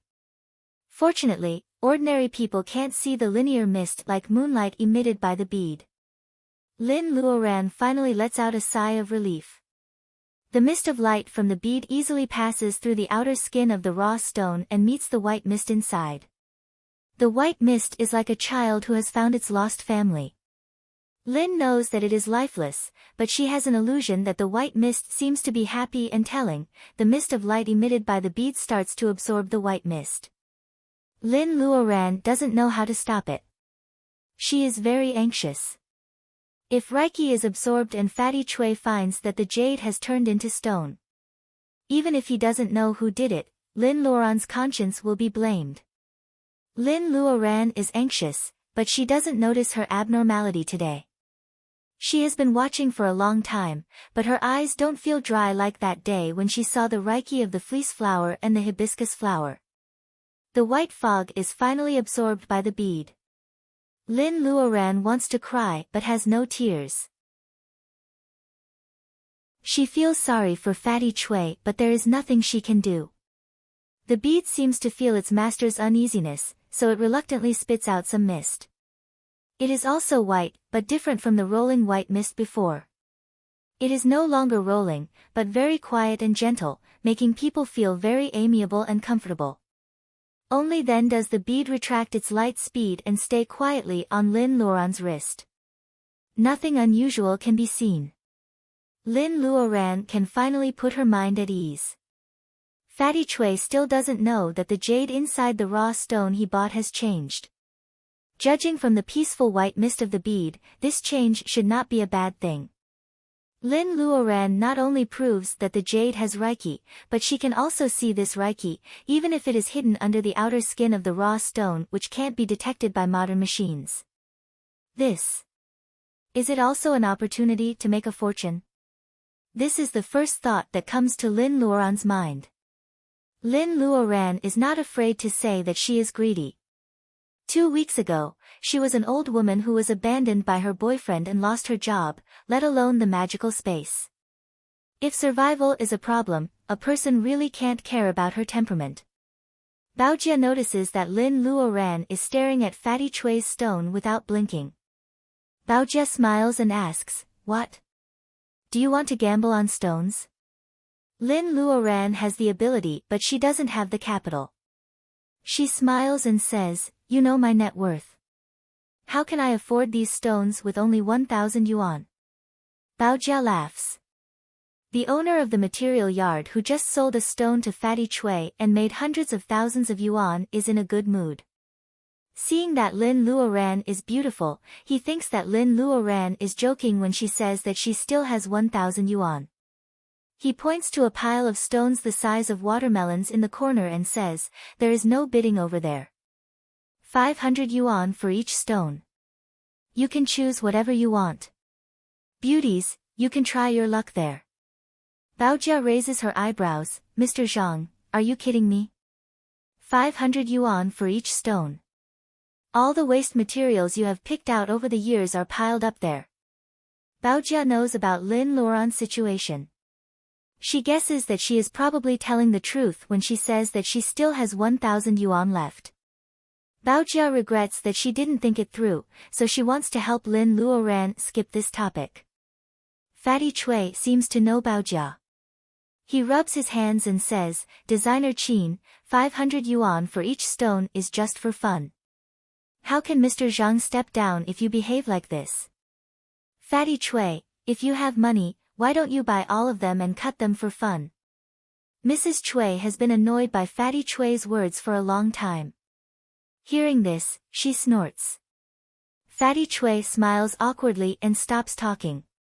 Someone yells, "Fatty Chui, are you going to cut the stones or not? Just cut them. It's more fun to cut stones on the spot." "You're right. Hey, my stones were ruined just now." "Mr. Zhang, the stones you pulled this time are so lousy." Fatty Chui tries his best to shoot out a fierce light from his eyes. He swears at the people around him, "Cut your head. You've been watching the show for a long time. I haven't asked you for the tickets yet. Mr. Zhang, please ask some workers to help. I'll take all these stones home and cut them myself." Fatty Chui directs people to pull the stones. The crowd laughs and the scene suddenly becomes chaotic. When no one is paying attention, Lin Luoran runs to the pile of stones in the corner with Baojia. She squats down and looks at them carefully. "Are you really going to gamble on stones? These stones are all waste materials picked out by Mr. Zhang over the years. Besides, it's only 500 yuan. It's really not worth gambling." Baojia is not a talkative person. She talks like this to help Lin Luoran save money. Seeing that Lin Luoran is concentrating on the stones, she unconsciously stops talking. Baojia is stunned for a moment. As long as Lin Luoran is happy, she can gamble on stones. If there is no food, how can she watch her starve to death? While Baojia is thinking about this, Lin Luoran turns around and looks up at her with sparkling eyes. Chapter 11. Baojia looks at the 4 stones picked out by Lin Luoran's feet and doesn't know whether to laugh or cry. Well, 1,000 yuan is nothing. Baojia takes out 2,000 yuan from her wallet and is ready to pay for Lin Luoran's share. Lin Luoran just smiles and doesn't take her money. Baojia scolds, "Stubborn." Knowing Lin Luoran, she has to take the money. Lin Luoran runs to Mr. Zhang to pay the bill. Baojia looks at the 4 watermelon-sized stones at her feet and feels helpless. "Beauty, you have a good eye. The stones you picked are all round." Mr. Zhang glances at the stones picked out by Lin Luoran and gives a very pertinent comment. Everyone laughs. It can be seen that most of them are kind and not mocking. This is the advantage of beauty. Lin Luoran can't help blushing. She runs to Baojia with a blushing face. "Let's cut it here. I don't know how to open it when we go back." Baojia rolls her eyes. It seems that she will lose face with her friend today. What can she get from the 500 yuan jade? Thinking so, Baojia still helps Lin Luoran to carry the stones. Lin Luoran feels that she has grown a lot recently. She can carry 1 stone in one hand without feeling heavy. Baojia carries the bag in one hand and only 1 stone in the other. Mrs. Chui steps forward. "Oh, how can you men let 2 little girls carry stones here?" Then she helps Baojia to carry the remaining stone. Her words make all the men present sweat. There is also a cutting equipment in the place where raw materials are sold. Lin Luoran puts down her 2 stones. She feels that Mrs. Cui looks dark and fat, but she looks nice. Baojia also smiles gratefully to Mrs. Cui. Mrs. Cui is rich. She can't have any plot for these 2 grassroots girls. Naturally, she is sincere to help them. Everyone is embarrassed by Mrs. Cui's words. At this time, they all ask Mr. Zhang to help the 2 little girls cut the stones. Lin Luoran knows the stones she picked by herself. They are watermelon-sized stones. If they are cut in the middle by Mr. Zhang, there will be nothing left. She is about to negotiate with Mr. Zhang when Lu Zheng comes out of the workshop. Seeing them huddled together, he pushes his glasses. Are you still here? Baojia glares at him. Luoran and I are cutting stones for fun. She is too embarrassed to say that they are cutting stones. Lin Luoran doesn't care. Seeing that Lu Zheng is here, she says generously, Mr. Lu, do you accept jade raw materials? Before Lu Zheng could say anything, Ellie and Lianping followed him out. Ali was also here to cut open the stone. Recently, the price of jade raw materials had skyrocketed. Many companies could not afford to buy jade raw materials directly. The most important thing was that you couldn't buy the goods even if you had the money. Stone gambling was full of uncertainties, but it was also a way for the jewelry company to relieve the supply pressure. Fortune House also wins a batch of raw materials this time, but Ellie doesn't get any jade today. Tens of millions of yuan are wasted. Everyone is angry. Looking at the shabby Lin Luoran and Qin Baojia who humiliates her in public, Ellie can finally vent her anger. Even a 5 million yuan stone is white. How can there be jade in 500 stones? Do you think jadeite is as cheap as mud in your hometown? Ai Li raised the corner of her mouth, looking very arrogant. Before Lin Luoran says anything, she offends Mr. Zhang again. Although everyone knows that cutting raw stones worth 500 yuan is just for fun, Ellie's words mean that all the raw materials sold here are not good. Mr. Zhang is afraid that people will talk about this batch of raw materials because there is not much jade in them.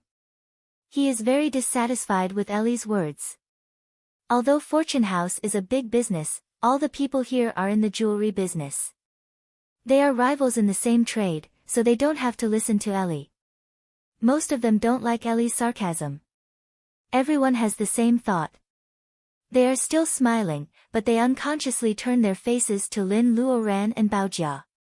Beauty, I haven't had enough today. If there is jade in these 500 yuan, can you sell it to me? Fatty Chui's face is full of wrinkles when he smiles.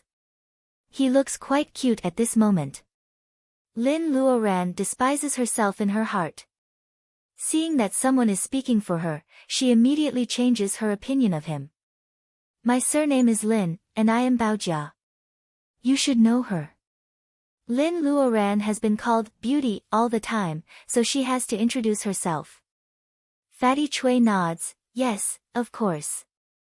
Who doesn't know the great designer Qin? Right, madam. Ellie just says that there is no jade in 500 yuan.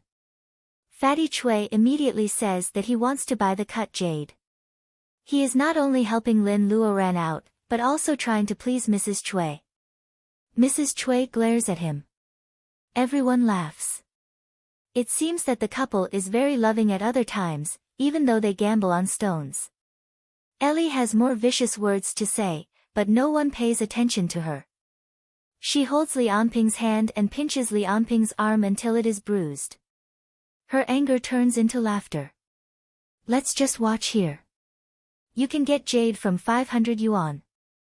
Miss Lin will really be a magic hand in the industry in the future. Even a god can't tell an inch of jade. This is obviously a compliment. Lin Luoran doesn't want to talk to her now. Facts speak louder than words. She puts the jade in front of her. Miss Lin, do you want to cut or rub these 2 stones? Of course. I will tell you where to cut. Mr. Zhang, can you help me? Lin Luoran pretends to be curious. She picks up the pen handed to her by Mrs. Chui and draws a line on 2/3 of the watermelon stone. Mr. Zhang says yes and points the cutting knife at the line. Lin Luoran says, "Hiss." The cutting knife cuts the raw stone, making a harsh sound. Stone dust splashes everywhere. Originally, everyone has no expectation for the stone of 500 yuan. To put it bluntly, it is better to look at the two beautiful women with different styles. However, after being ridiculed by Ellie, everyone is looking forward to a miracle with Lin Luoran's stone. Even if there is a little jade in it, it will be a slap in the face of the daughter of Fortune House. As the owner of the stone, Lin Luoran is also a little nervous. Although she has known the result, it doesn't mean that she can face it calmly. After all, this is just a raw stone the size of a watermelon. No matter whether people want it to have jade or not, it will take a while to cut it. The buzzing sound of the cutting knife stops, and the raw stone is cut in two. People present can't help but look at the larger stone first. It is all white. This stone really can't have jade. Everyone knows that they can't expect it, but at this time, they feel a little disappointed for some reason. Only Ellie laughs. The poor are not ridiculous. It is ridiculous to daydream about getting rich in a day. Before Lin Luoran says anything, Mr. Zhang raises his eyes and says, "Miss Ellie, don't talk nonsense. Miss Lin's stone has a jade."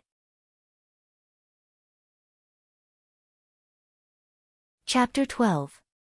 Li Anping also frowns and says, "Mr. Zhang, everyone can see it clearly.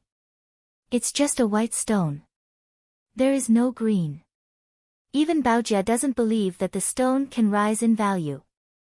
Only Lin Luoran, the owner of the stone, and Mr. Zhang, the former owner, are sure that the stone does rise in value. Because of the angle and common sense, everyone's eyes are on the bigger one. Seeing that no one believes him, Mr. Zhang's hands are shaking. He picks up the small piece and brushes off the dust on it. Everyone's eyeballs almost fall out. Green. Mrs. Chui can't believe it. It's apple green, close to the ice type. Mr. Zhang nods and gives a rough judgment. His hands are shaking. On the one hand, it's because of the precision of the cut. On the other hand, he is a little regretful. This stone has been in the yard for at least 5 years. My God, such a good material has been exposed to the wind in the yard for 5 years. Why didn't he think of cutting everything? Shopkeeper Zhang poured some water on the cut surface of the stone, and now the breathtaking green color was finally revealed in its entirety. The cut surface of this piece of jade actually looked so wonderful. The whole cut surface was full of green, forming a round cut surface with a diameter of 15 centimeters. It could also be that this stone in the courtyard was exposed to the wind and rain. If anyone was bored and casually rubbed it, the green that was so close to the outer shell would definitely be rubbed out. Baojia laughs the most happily. "Luoran, you got a good deal." Ali did not give up. She sneered and said, "It's better to cut a line than choose a side." It's too early to laugh. Fatty Chui looks at the green. It seems that the water level is good. If it is a little bit thicker, a bracelet can definitely be cut out from the center. 1 million. Miss Lin, do you want to sell it? Fatty Chui asks happily. That's the way of doing business. Only with risks can there be gains. If only a thin piece is cut out, Fatty Chui can only blame himself. The capital of 500 yuan is 1 million after one cut. The value has increased by 2,000 times. Baojia knows the risk of stone gambling. It is widely known in the industry that one cut makes one rich and one poor. She also knows Lin Luoran's situation. She thinks 1 million is enough. Lin Luoran receives Baojia's hint and gives her a reassuring look. "Mr. Zhang, can you help me cut out the whole stone? This jade has more than one layer." Lin Luoran decides to cut it out and sell it. Then you can't cut it anymore. You have to rely on rubbing the stone. Boss Zhang didn't let others take over and still rubbed the stone by himself. Those in this line of work were obsessed with these raw stones, which was not something that laymen could understand. It was very common for big bosses to personally cut open the stones. Lin Luoran smiles at Fatty Chui apologetically. If Mr. Chui still wants it, I will sell it to you first. Fatty Chui waves his hand and doesn't care. Although it will be much more expensive if he buys them after they are all unraveled, there is no risk at all. He buys and sells openly. Everyone hoards good materials. Fatty Chui will only complain that there are too many of them. Rubbing stones was a delicate job, so it naturally took much longer than cutting stones. However, the people present were all in this line of work. Many of them had spent a few days studying how to cut stones, so they could afford to wait. While Boss Zhang is rubbing the stone, Fatty Chui and Mrs. Chui start to talk with Lin Luoran. The others are also talking about this year's public bid in Myanmar. A piece of violet jade was sold at a sky-high price of nearly 200 million yuan. Lu Zheng also says, there is too much hot money in this year's Myanmar public bid. Wenzhou Group and Shaanxi Boss all chartered flights to increase the hype, which made us jewelry makers cry and laugh at the same time. Lin Luoran doesn't understand these things at all, so she just listens with a smile. Bao Jia can still say a few words. Mrs. Chui sees that they can't talk, so she changes the topic to beauty and skincare. Sister, how did you take care of it? Mrs. Chui is dark-skinned and works in the material yard all year round. She is a woman and a man. She is very envious of Lin Luoran's smooth skin. Lin Luoran is embarrassed. She can't tell Mrs. Chui that she became like this because she ate a magical fruit, can she? Ellie and Lianping stand outside the crowd. All women love to be beautiful. In fact, she also wants to know how Lin Luoran did it.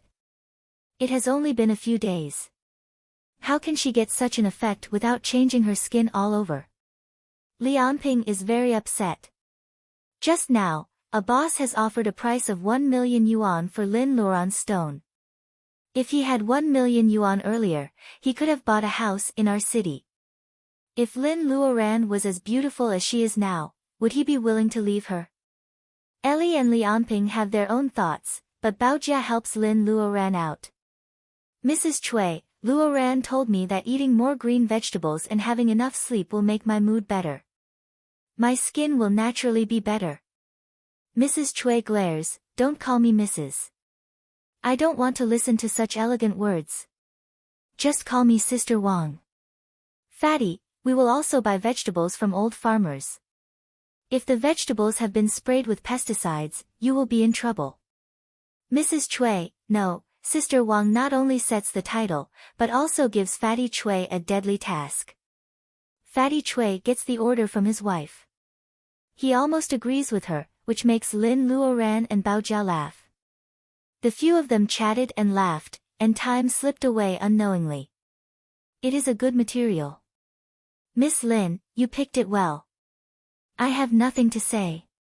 The one who spoke was Boss Zhang, who had been working hard. While everyone was chatting, Boss Zhang had already cut out the whole piece of jade material. Hearing that it is a good material, everyone gathers around to have a look.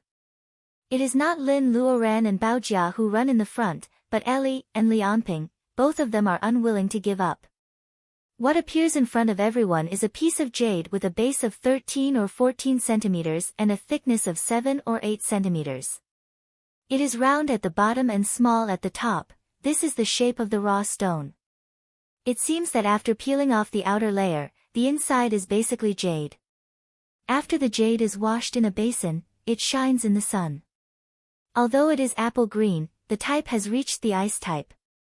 It has a good head, no cracks, and no obvious spongy in the middle. It is indeed a good material. Someone is calculating how to cut the material. The small side is not the tip of a cone, but the arc of a big circle. How many bracelets should they take out? How many egg noodle and other ornaments can they take out from the rest? 4 million yuan. It is a boss with a Guangzhou accent. Nobody knows why he comes to our city inland to look for goods. Sister Wang puts her hands on her hips and says with contempt, "You think the little girl is ignorant? How dare you ask for 4 million yuan? I offer 5 million yuan. The Guangzhou boss is exposed, but he doesn't get angry. He feels helpless about Sister Wang's offer of 1 million yuan. He says in Mandarin with a Cantonese accent, "Miao, how can you do business like this?" The Guangzhou boss accidentally calls out Sister Wang's maiden name. Seeing that Fatty Chui is rubbing his hands, he can only leave, rubbing his nose. Husband and wife soldiers going into battle, wasn't this bullying? Lu Zheng also seems to be interested in this material. Seeing that the Guangzhou boss stops bidding, he offers 5 million yuan. It is a lie to say that they are not excited. Money moves people's hearts. There are not many chances to get 5 million yuan for free, except for winning a lottery. Lin Luoran smiles happily. Baojia murmurs to herself. She completely forgets that Lin Luoran has chosen 2 raw stones for her. She is just happy for her friend. She feels that Lin Luoran's bitterness is finally over. As for Li Anping, every increase in the price is like cutting off his flesh. After he got together with Ailey, he only looked good on the surface. Although Ailey often gave him branded clothes, he still had to return the gifts. In just half a month, other than a pile of clothes that he could only wear, he had used up all his cards. Now, he was in negative equity. Chapter 13. Lin Luoran remembers that she promised to sell the jade to Fatty Chui first. She also knows that Fatty Chui and his wife are not in charge of the same business. Otherwise, she can sell it to Sister Wang. Lin Luoran smiles apologetically to her future boss, Lu Zheng, "Mr. Chui, I've agreed to sell it to you. 5 million. What do you think?" 5 million is the price offered by Wang Miao. Lu Zheng also offers 5 million. Lin Luoran still wants to sell it to Fatty Chui for 5 million because she is a trustworthy person. They are all businessmen. Honesty is the key to long-term business. Lu Zheng secretly approves Lin Luoran's behavior. Although 500,000 is not a lot, not everyone can turn it down in the blink of an eye. If they can't do it themselves, they will naturally admire those who can. This is a very simple truth. Ellie curls her lips in disdain. This woman is really good at behaving. She buys people's hearts with only 500,000. Li Anping thinks that the money originally belongs to him.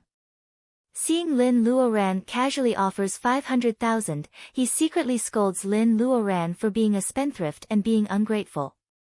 Although Fatty Chui looks vulgar and wears a dazzling gold chain, he knows that Lin Luoran is so good at behaving, so he naturally can't be stingy. "What kind of person do you think I am?" Mr. Lu said 5 million. "If I, Fatty Chui, buy it for 5 million today, the whole circle will say that I bullied the little girl tomorrow. Miss Lin, Sister Lin, 6 million is a fixed price. Consider it as making friends."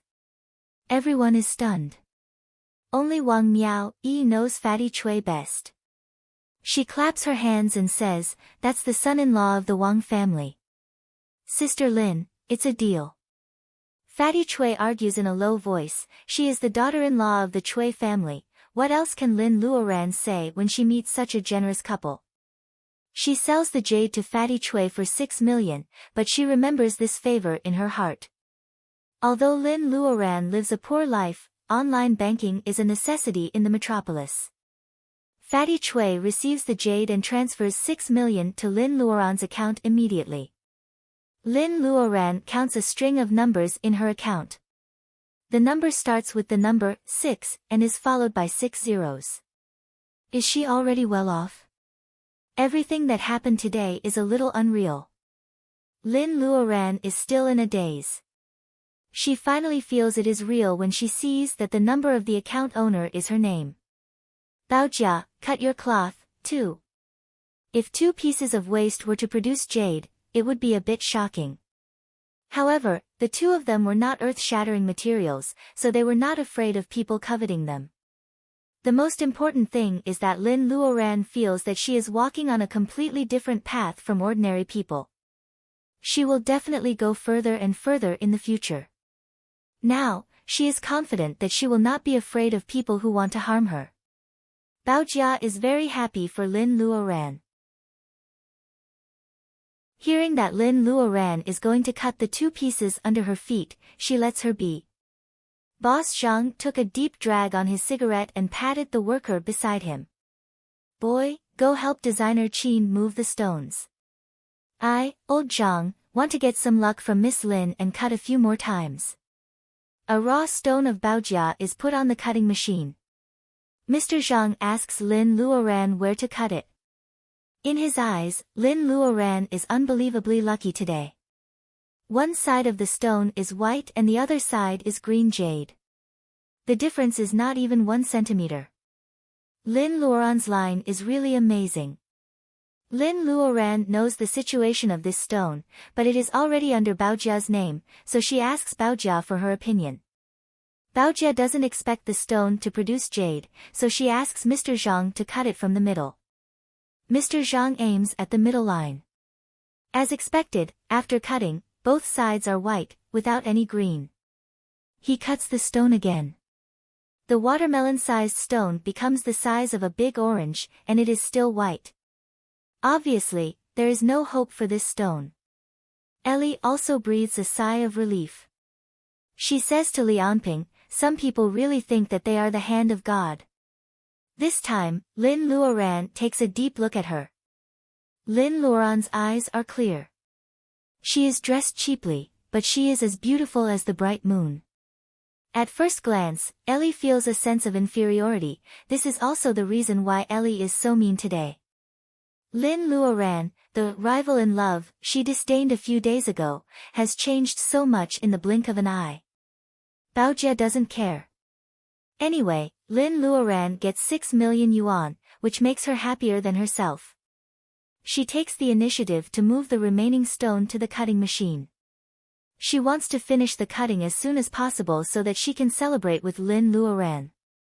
This time, Lin Luoran asks Mr. Zhang to cut from 3 centimeters on one side. Seeing Baojia's cautiousness, everyone is curious. Can this stone produce jade? They all stare at the waste in Mr. Zhang's hand. Alas, how can it be? 500 yuan can produce a 6 million yuan jade material. The Cantonese guy says in his heart. Baojia's friend is interesting. This is what Lu Jing thinks. Everyone has their own thoughts. Finally, Mr. Zhang cuts the stone. What the hell? It's green again. The Cantonese guy exclaims. He even forgets to speak Mandarin. Cantonese comes out, and only the word, green, can be heard. Will you sell it for 500,000 yuan, miss? The Cantonese guy comes to himself and offers a price. Lin Luoran says to Baojia with a smile, let's cut it all out. Baojia is stunned. She doesn't realize that it is the stone under her name. She nods repeatedly. The expression on Mr. Zhang's face is very complicated. It is a happy thing that the stone in his field has jade. If he is happy, he will sell such a good stone for 500 yuan each. Lianping is stunned. How can the woman who has lived with him for so many years suddenly have the ability to turn stone into jade? Lin Luoran, you hid it from me for so long. Lianping's doubts turn into resentment in the end. Ellie doesn't even want to watch it anymore. The longer she stays, the more embarrassed she is. She pulls Lianping away without looking back. Baojia's jade material is also cut out by Mr. Zhang. It is not as big as Lin Luoran's. It is the size of an orange, but it is quite round. The Cantonese guy raises the price to 1.8 million yuan. Baojia and Lin Luoran both want to sell it to him. However, Lu Jing pushes his glasses and adds another 200,000 yuan. Of course, he won't let the fat water flow out. However, this is not the most lively place. Fatty Chui and others have already run to the pile of watermelon stones in the yard that no one has paid attention to for hundreds of years and start to fight for them. 500 yuan each, I will buy them all. Fatty Chui shakes the fat on his neck and spreads his hands to protect the raw stones like the wings of an eagle. Fatty Chui, don't be too greedy. I will pay 600 yuan. Mr. Zhang's expression changes. He throws the cigarette butt on the ground and steps on it to put it out. Pooh! Do you all think I am a fool? Lin Luoran and Bao Jia look at each other and smile. Now the value of Mr. Zhang's pile of waste stones will double. It is really hard to say whether Mr. Zhang will sell it or not. Looking at the stone under her feet that has not been cut, Lin Luoran feels lucky that she didn't cut all of it. Otherwise, these people will all go crazy. After some polite greetings, Lin Luoran and Bao Jia walk out of the gate of the stone factory with a pile of business cards in hand. Now they all say that she is the goddess of luck. They leave their contact address so that she can sell good stones to them in the future. Lin Luoran puts the raw stones in her hand in the trunk. It is not a good idea to keep them here. She should take them back first. Lu Zheng is also going back. Looking at the two happy girls, he asks hesitantly, Miss Lin, are you going to be a professional stone gambler in the future? Of course not. A proper job is the right thing to do. Mr. Lu, are you regretting? Lin Luoran smiles. What she says is not true. The Reiki of emeralds seems to be useful for beads. Before she knows it clearly, she can have a job in the jewelry industry. Isn't it good for her? If Lin Luoran wants to be a professional stone gambler, her 6 million yuan will not help her much. She can't even afford a big stone. Lu Zheng is also worried that Bao Jia's friend will lose her mind. Hearing what she says, he naturally has no objection. He reaches out his hand to Lin Luoran, goddess of luck, welcome to work in Lu's company in advance. Lin Luoran shakes hands with Lu Zheng frankly and generously. They are in different directions, so they naturally say goodbye here. Bao Jia has been calm all the time, not like someone who has just won 2 million yuan. Lin Luoran is still thinking that Bao Jia has really seen the world, unlike her, whose heart is still pounding. Unexpectedly, when the car enters the city, Bao Jia hits the steering wheel halfway. Who would drive a Japanese car with 2 million yuan? I will buy a BMW tomorrow. Luoran, I love you so much, ha ha ha.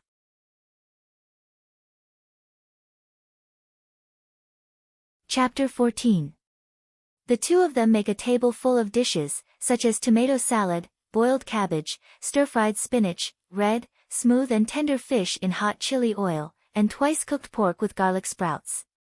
Except for the meat, the vegetables are all produced by the space. Bao Jia whines while holding her stomach. I'm so full. Luoran, your cooking skills are getting better. Why don't you open a restaurant and be a chef instead of selling jewelry? It's strange that the vegetables tonight are more delicious than the meat dishes. Is the vegetables Luoran gives her really different? The next day, the two of them go to Lu's jewelry together for an interview.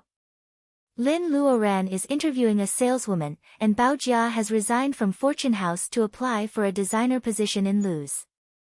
It's called an interview, but it's actually just a process. Lu Zheng has already told Lin Luoran about her job, so his staff won't make things difficult for her. However, she has no working experience, so she can only get the internship salary at the beginning, which is only the basic salary. Lin Luoran also knows her own situation, so she is not reluctant at all. It's true that she can detect Reiki, but she knows nothing about customer psychology and sales promotion. It would be strange if she doesn't receive training. As for Bao Jia, she is famous in our city. She can be regarded as a local talent in jewelry design. Luz welcomes her in business, not to mention her personal friendship with Lu Zheng.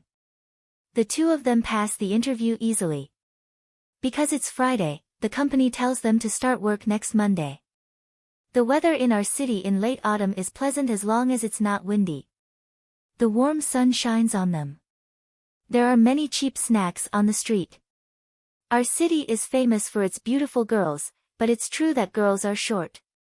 Lin Luoran and Baojia are 168 centimeters and 170 centimeters respectively, and they stand out in high heels.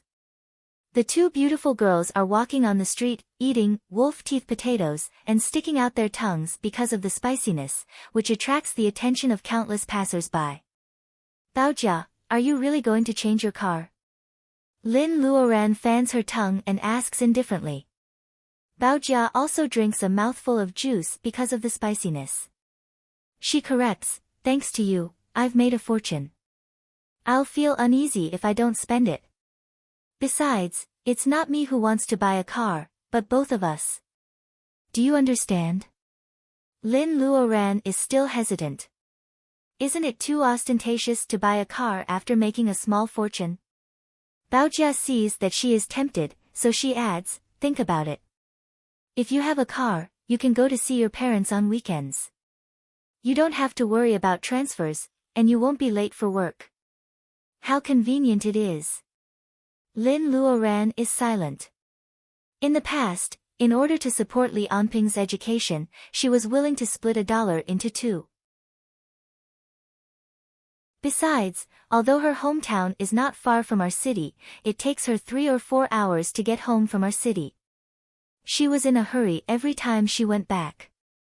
Later, in order to save money, she went home less often. Now that she thought about it, for such a man, she was not stupid, but very stupid.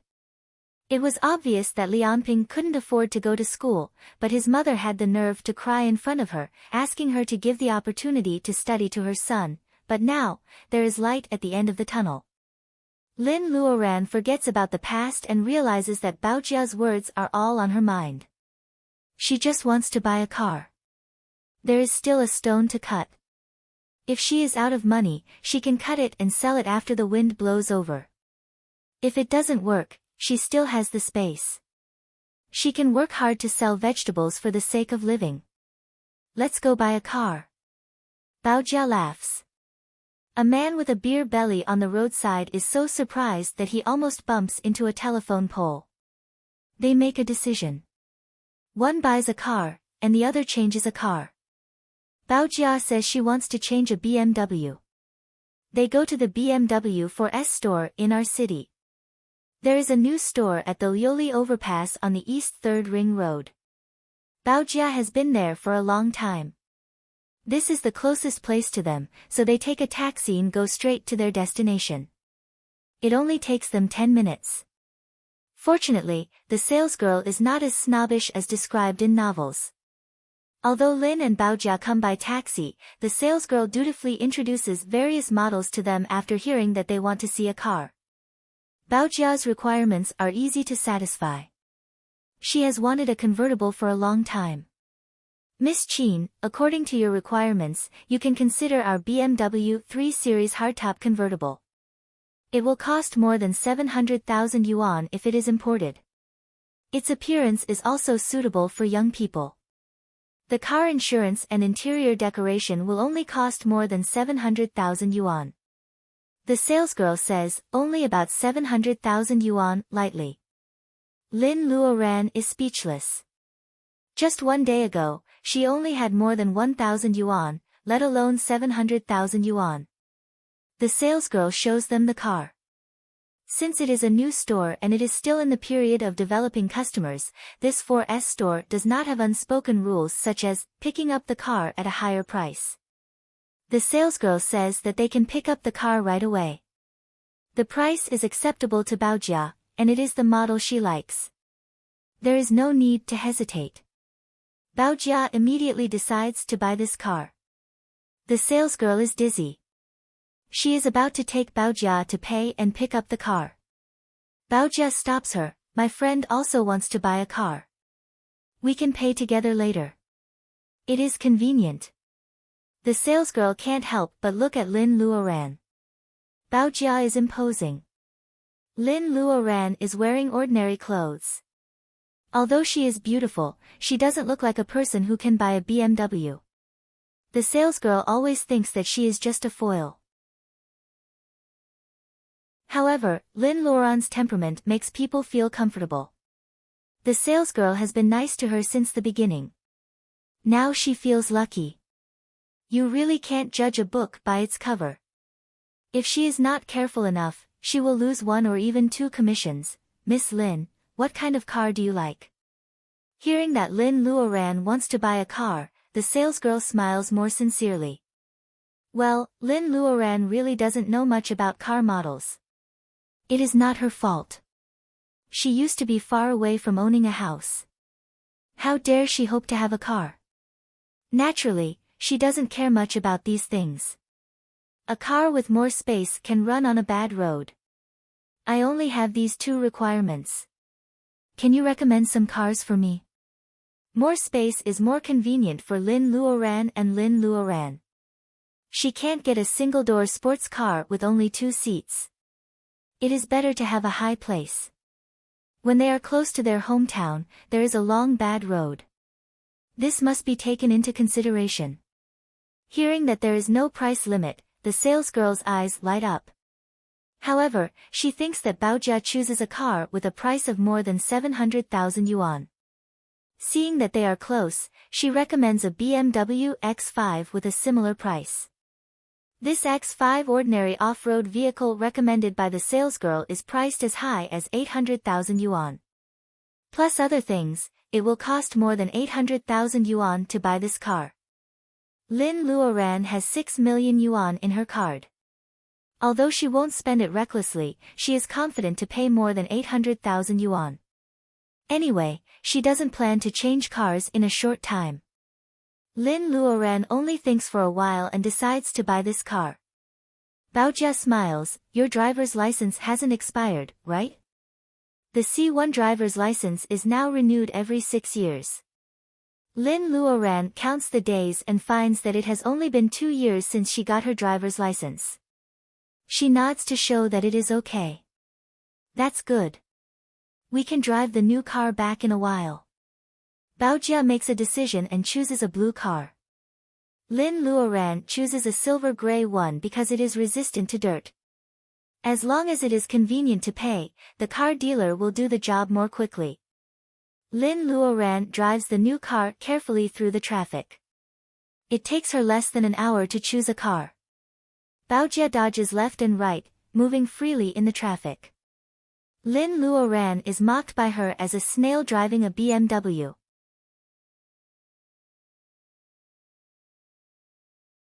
Chapter 15. Grandpa, please let me go. That thing is really lost and can't be found. The tall man, or Mu Tiannan, the new regional manager of Yifeng Seed Company, is bowing to the phone, as if the person on the other side of the phone can see his expression. He is making the call in front of the store. The fat salesman, who has lost the ginseng seed, sees his bowing and bowing. He is even more anxious. Ah, Manager Mu is really a good man. He is willing to take responsibility for an employee like me.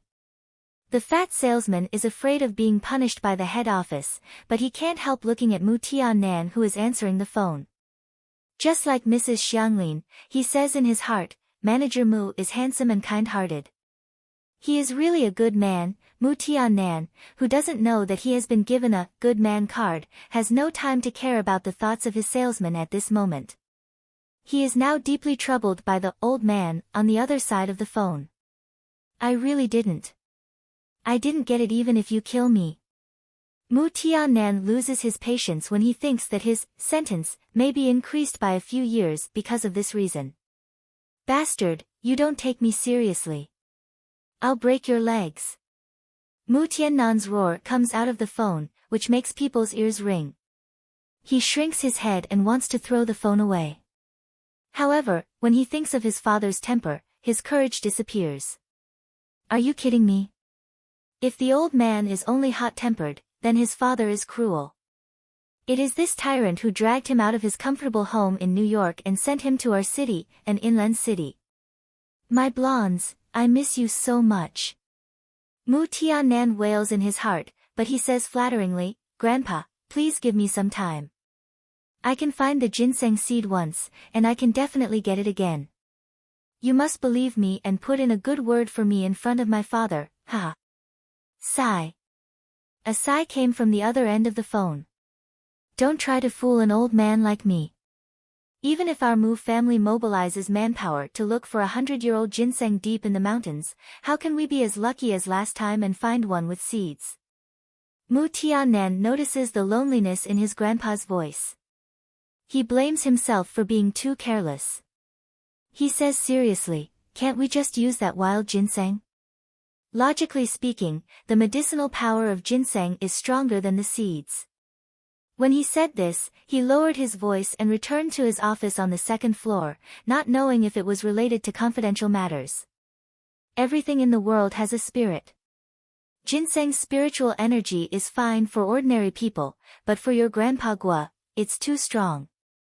You have to know that his meridians can't withstand the torment. When the voice on the other end of the phone said this, there was a hint of loneliness. Grandpa Gua, the powerful man who used to carry me on his head, laugh loudly, and eat meat, has his meridians been damaged to the extent that he can't stand a 500-year-old ginseng? Mu Tiannan murmurs to himself. What can he do for the older generation? And her grandfather, the omnipotent grandfather in her memory, was he going to face the same situation as Grandfather Gua? Mu Tiannan can't even promise.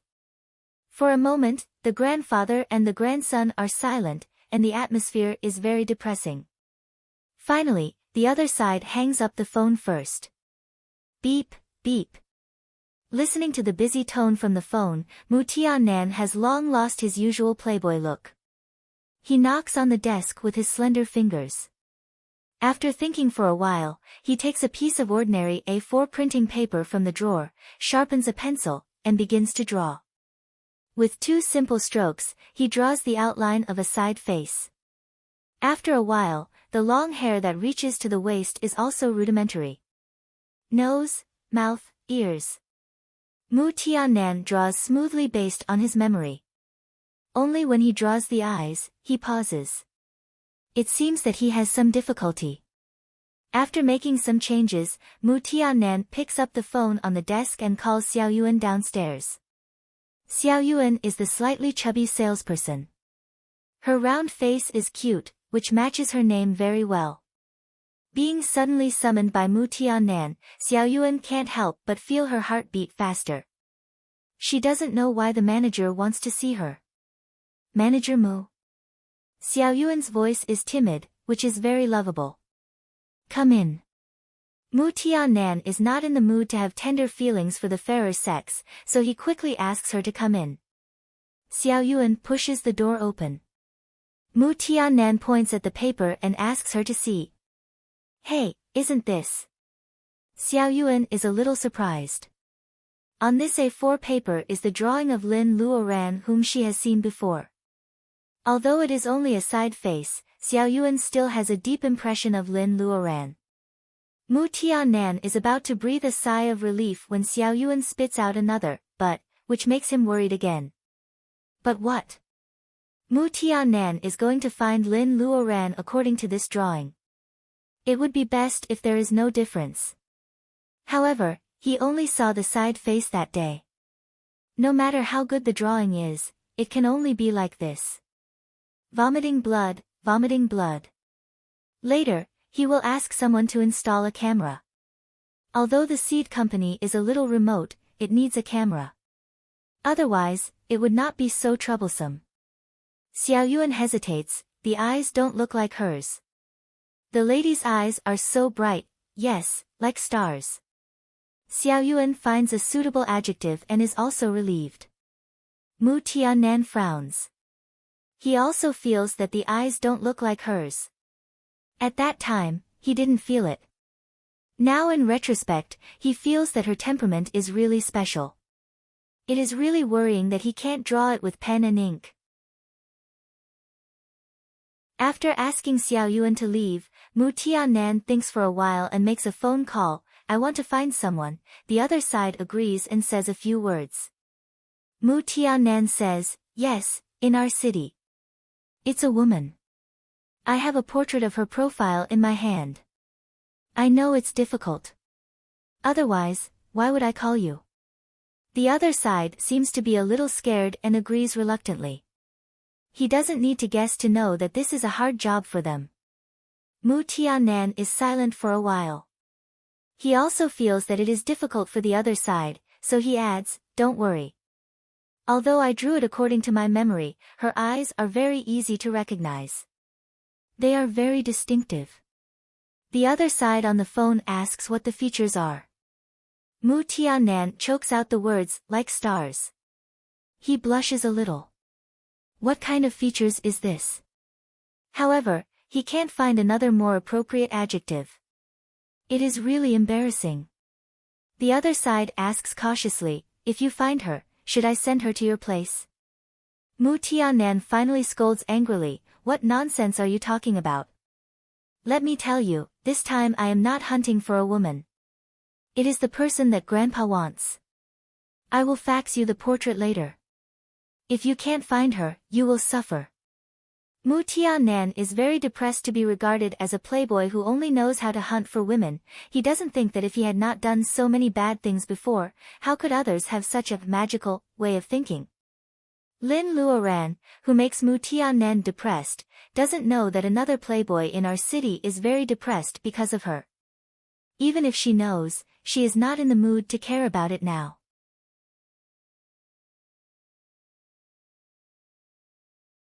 Chapter 16. Lin Luoran knows Baojia's character. Baojia's seemingly dislike is actually Baojia's way to celebrate for her. Baojia takes Lin Luoran to buy shoes and clothes, thick winter coats, silver stilettos, and black riveted boots. These are all luxuries that Lin Luoran could only look at on the bus to and from work when she was with Li Anping. In order to save for Li Anping's tuition and living expenses, Lin Luoran could only look at them through the window on the bus. Today, she buys all of them and enjoys shopping. This may seem vulgar to some people, but Lin Luoran begins to understand a truth. If a woman doesn't love herself, she shouldn't expect a savior to save her. In the afternoon, Lin Luoran still misses the space, so she doesn't accept Baojia's proposal. Instead, she insists on driving back to the place she rents. The community Lin Luoran rents belongs to the area of our city that is about to be demolished. Those who have a little ability have moved away. There are only some workers like Lin Luoran and a few aborigines who can't move away. Therefore, most of the cars in the community cost more than 100,000 yuan. When Lin Luoran drives the new BMW back to the community, those old men and women who are in the middle of digestion are all shocked. Hey, isn't this the girl who lives on the third floor of Unit 1? I heard from Mr. Li that her family is from the countryside. She used to live a hard life. How come she suddenly becomes beautiful and rich? The old woman holds her granddaughter in her arms and stops an old man who is also taking a walk beside her. She asks sourly. Alas, she is not as lucky as my daughter. With such a sharp chin, she doesn't deserve this blessing. The old woman thinks unwillingly. The old man rolls his eyes and covers the ears of his grandson in his arms. He lowers his voice and says mysteriously, she got rich overnight. Maybe she has a boss. Young people nowadays can't bear hardships at all. The old woman pats him and says, you are digging your own grave. How can you say such words in front of a child? If you lead my girl astray, I will kill you. While they are gossiping, Lin Luoran is still packing up things in the trunk. She hears these malicious speculations clearly. Since she ate the mysterious fruit, she has been sweating. Others can only see the changes in her appearance. What they can't see is that her eyes can see Reiki and she can see the thin legs of ladybugs on leaves a few meters away. As for her ears, she can hear the sound of flies flapping their wings a few meters away if she wants. After packing up things and locking the car door, Lin Luoran pretends not to hear the old people's gossip and goes upstairs. Unfortunately, she had just taken a few steps when the little girl named Nyo Nyo wriggled in her grandmother's arms and asked loudly in a childish voice, "Grandma, what do you mean by having a relationship with the boss?" Lin Luoran turns around and finds that the little girl is asking the old woman curiously with her round eyes. The old woman is covering the little girl's mouth tightly. She and the old man look at each other and slip away. Lin Luoran can only smile bitterly. She can dozen is. Lin can Luoran knows. She can. Luoran can. Luoran can. She bought a car because she was happy. Now it seems that it is not suitable for this community. Lin Luoran doesn't dislike the place where she has lived for 3 years. It is just that this is an old house. There are not many parking spaces. She has to occupy the aisle to park the car. It will be a big problem in the future. Baojia's suggestion of buying a house seems to be very prescient. It needs to be put on the agenda. Thinking about this, Lin Luoran opens the door with bags of all sizes. She tries her best to get in. Her physical strength is improved. She doesn't feel tired after walking for a long time. The first thing she thinks of is to go to the space to have a look. However, she is used to looking around the house. Why does she feel that something is wrong? Well, the cup on the table. Lin Luoran is a very organized person. She will definitely put the cup back in the kitchen after drinking water. She remembers that she put the cup back when she left yesterday. How come the cup is not only on the table but also filled with half a cup of water? Lin Luoran goes to the bedroom and opens the wardrobe. She finds that the clothes are turned over. Was it stolen? No, the most valuable TV series is still on the TV cabinet. The second most valuable second-hand computer is still in the bedroom. If a thief came, why didn't he steal it? Lin Luoran runs to the lock. There is no trace of someone breaking the door. Otherwise, she should have been alert. It is easy for Lin Luoran to connect these clues together. The cup on the table is like a person who was tired after looking for something at home. He poured a cup of water and even rested on the sofa for a while. The lock is not pried. It seems that the person entered the door with a key. He didn't take the TV series away. He seems to know that there are more valuable things in her house. Before yesterday, she was poor. She only earned 6 million yuan and an uncut raw stone yesterday. But who knew these things? Lin Luoran suddenly has a suspect, Li Anping. He has the key and he knows that she has made 6 million yuan. He even knows that her bankbook used to be in the wardrobe. Lin Luoran sneers. What he doesn't know is that her life has changed dramatically since she was dumped. With the portable safe in the space, she has moved all her documents and bank cards into the safe. She even took the bankbook with no money that matched the bank cards. Lin Luoran figures it out. Somehow, she doesn't hate him. Instead, she feels it is a little funny. She didn't go home last night. She took the bankbook and the card with her. The raw stone is still in Baojia's house. Li Anping probably came here today before she went home. After searching for a long time, she finds nothing. Lin Luoran really wants to see the man's embarrassing look. Although she is happy, in order to prevent this fly from coming to her door again, she has to move. Before that, Lin Luoran decides to change the lock first. Professional unlocking and changing the lock. Please dial 138. There are several notes like this on the door of Lin Luoran's house. She takes out her new mobile phone and wants to ask someone to change the lock. However, the phone in her hand suddenly rings. It is a beautiful whirring sound. The phone is shining with a metallic luster. The caller ID starts with 02. Well, it is the landline number. It is a little familiar. Lin Luoran answers the phone with confusion. A familiar loud voice comes from the other end of the phone. Luoran, come back quickly. Something big happened at home. Something big happened at home.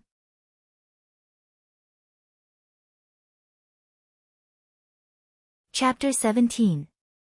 Auntie, slow down. What's wrong with my parents? Does my father have high blood pressure or my mother is sick? The first thing that comes to Lin Luoran's mind is that one of her parents is sick, which is the most important thing in her mind. Auntie Li is puzzled by Lin Luoran's question on the other end of the phone. She hesitates for a while and then replies, "What are you talking about? Your parents are in good health. They are not sick." Lin Luoran feels scared and says, "Auntie, you scared me too. They are fine. Everything else is not a big deal. Don't worry. Tell me slowly." "Oh, you are such a girl. Li Anping's mother has been cursing you all afternoon. Do you think it is a big deal?" Although Auntie Li is from the countryside, she has a loud voice and speaks quickly. She tells Lin Luoran what happened in the afternoon in a few words. She is not the person involved, so she doesn't know the whole story. However, Lin Luoran's mouth is trembling and her chest is heaving. It is purely because of anger. Auntie Li adds, "Luoran, she said she will come again tomorrow. Do you want to come back and see her?" Lin Luoran tries to calm herself down. She thinks for a while and says to Auntie Li, "Auntie, I will come back as soon as possible. How about this? Don't tell my parents that I am coming back, in case they are worried. Let's talk about it when I come back." "That's good. That's good." Auntie Li hangs up the phone. Lin Luoran hangs up the phone and wants to call Baojia first. However, she holds back after thinking for a while. Baojia must be exhausted after a whole day's shopping. It is unreasonable for her to drag her back at night. Besides, what if Baojia is not around one day? Some things have to be faced and dealt with by herself. Lin Luoran has no time to change the door lock. She puts all the things she bought today into the space, takes the key, changes her shoes, and goes downstairs. It is not convenient to withdraw money in the countryside. Lin Luoran goes to the bank to withdraw some cash and put it on. She is not in the mood to choose a gift. She turns on the GPS and drives back to her hometown. She sped up along the way. Perhaps it was because of the good coordination after her marrow cleansing, she sped along the way without any mishaps on the highway. Looking at her watch, it was only 6:30. She actually arrived at her hometown safely in an hour. Lin Luoran's hometown is a place where it rains at least 200 days out of 365 days a year. The air is always wet. Lin Luoran's home is in the countryside, which is more than 10 kilometers away from the county. The last part of the road is full of gravel and mud. In the afternoon, the wheels of the car will get stuck in the road. Lin Luoran thinks that she can get back home before dark, so she is not in a hurry. After all, Lin Luoran, she. Lin Luoran with the road. At this time, she calmed down. Li Anping's mother said that she would come to visit tomorrow, so she couldn't rush back now. Li's thinking. Li's with Li's. She, Li, and, Li, Lin Li, and Li, Li's. Luoran. She. Li. In terms of effect, these supplements may not be as good as the vegetables produced in her space. However, there is no shortage of farm vegetables in the countryside. It is too insincere to give them to others and others can't see that they are special. As soon as Lin Luoran enters the village, she meets a woman with a big mouth. If she pays attention to her, her reputation as a nouveau riche will spread in the village in an instant. If she ignores her, well, arrogant will be added in front of the nouveau riche. "Sister Li, are you picking scallions?" Lin Luoran rolls down the window and greets the woman called Sister Li with a smile. Sister Li is holding a handful of scallions in her hand. She is about to go home and eat a bowl of noodles. She sees a car that looks very high-end sliding by the entrance of the village. She is wondering whose rich relative it is. Suddenly, the window is rolled down and Lin Luoran's face is different from before. It is dark and Lin Luoran's temperament has changed greatly. If she doesn't hear the voice, Sister Li won't dare to recognize her. Sister Li widens her eyes and the mole at the corner of her mouth trembles exaggeratedly. Isn't this the girl of the Lin family? Oh, you are rich. You still remember me. You are not as rude as others. Lin Luoran knows that she can't stop once she starts to talk. She interrupts her with a smile. I will go to Sister Li's house another day. It is dark. I have to go back today. What else can Sister Li say? She waves her hand and watches Lin Luoran drive away. As soon as Lin Luoran's car makes a turn, Sister Li spits on the ground fiercely. As Anping's mother said, that silly girl has also made a fortune. Bah, what a world. Sister Li is indignant with red eyes, but then she smiles again. I am going to send the message. There will be more fun tomorrow. She is not even in a hurry to cook the noodles. She holds the handful of scallions and goes to Li Anping's house in the east of the village. When Lin Luoran arrives home, her parents haven't made a fire to cook yet. They hear the sound of a car outside the yard. They don't know what is going on, so they come out with doubts. It's strange. Why is such a car parked in their yard? Mr. and Mrs. Lin are both honest country people. They just think it is a passerby. Lin Luoran gets out of the car and shouts, Dad, Mom, I am back. Mr. and Mrs. Lin just realized that the girl in front of them, who drives a good car and wears a wool cardigan, is not their daughter who hasn't been home for a few months. There are no parents who don't look forward to their children coming home. Mr. Lin is dull. He is so happy that he doesn't know what to say. Mrs. Lin pushes him, and then he remembers to help his daughter move things. By the electric light under the eaves, Mr. Lin looks at the cigarettes and wine in his hand. They are all good cigarettes and wine. These are good things. There are not many people in the village who can afford to enjoy them. My daughter is so filial. Mr. Lin grins happily. Mrs. Lin thinks more deeply. These cigarettes and wine are not cheap. Her daughter buys so much and drives a car back. Where does she get the money? Could it be that Anping's mother was right? Mrs. Lin's heart is like a bucket in a well. Seeing that Mr. Lin is still moving things into the house, she can't help holding Lin Luoran's hand and whispers, Luoran, you have to tell me the truth. Where did you get this car? Where did you get so much money to buy these? I know how much money you make every month.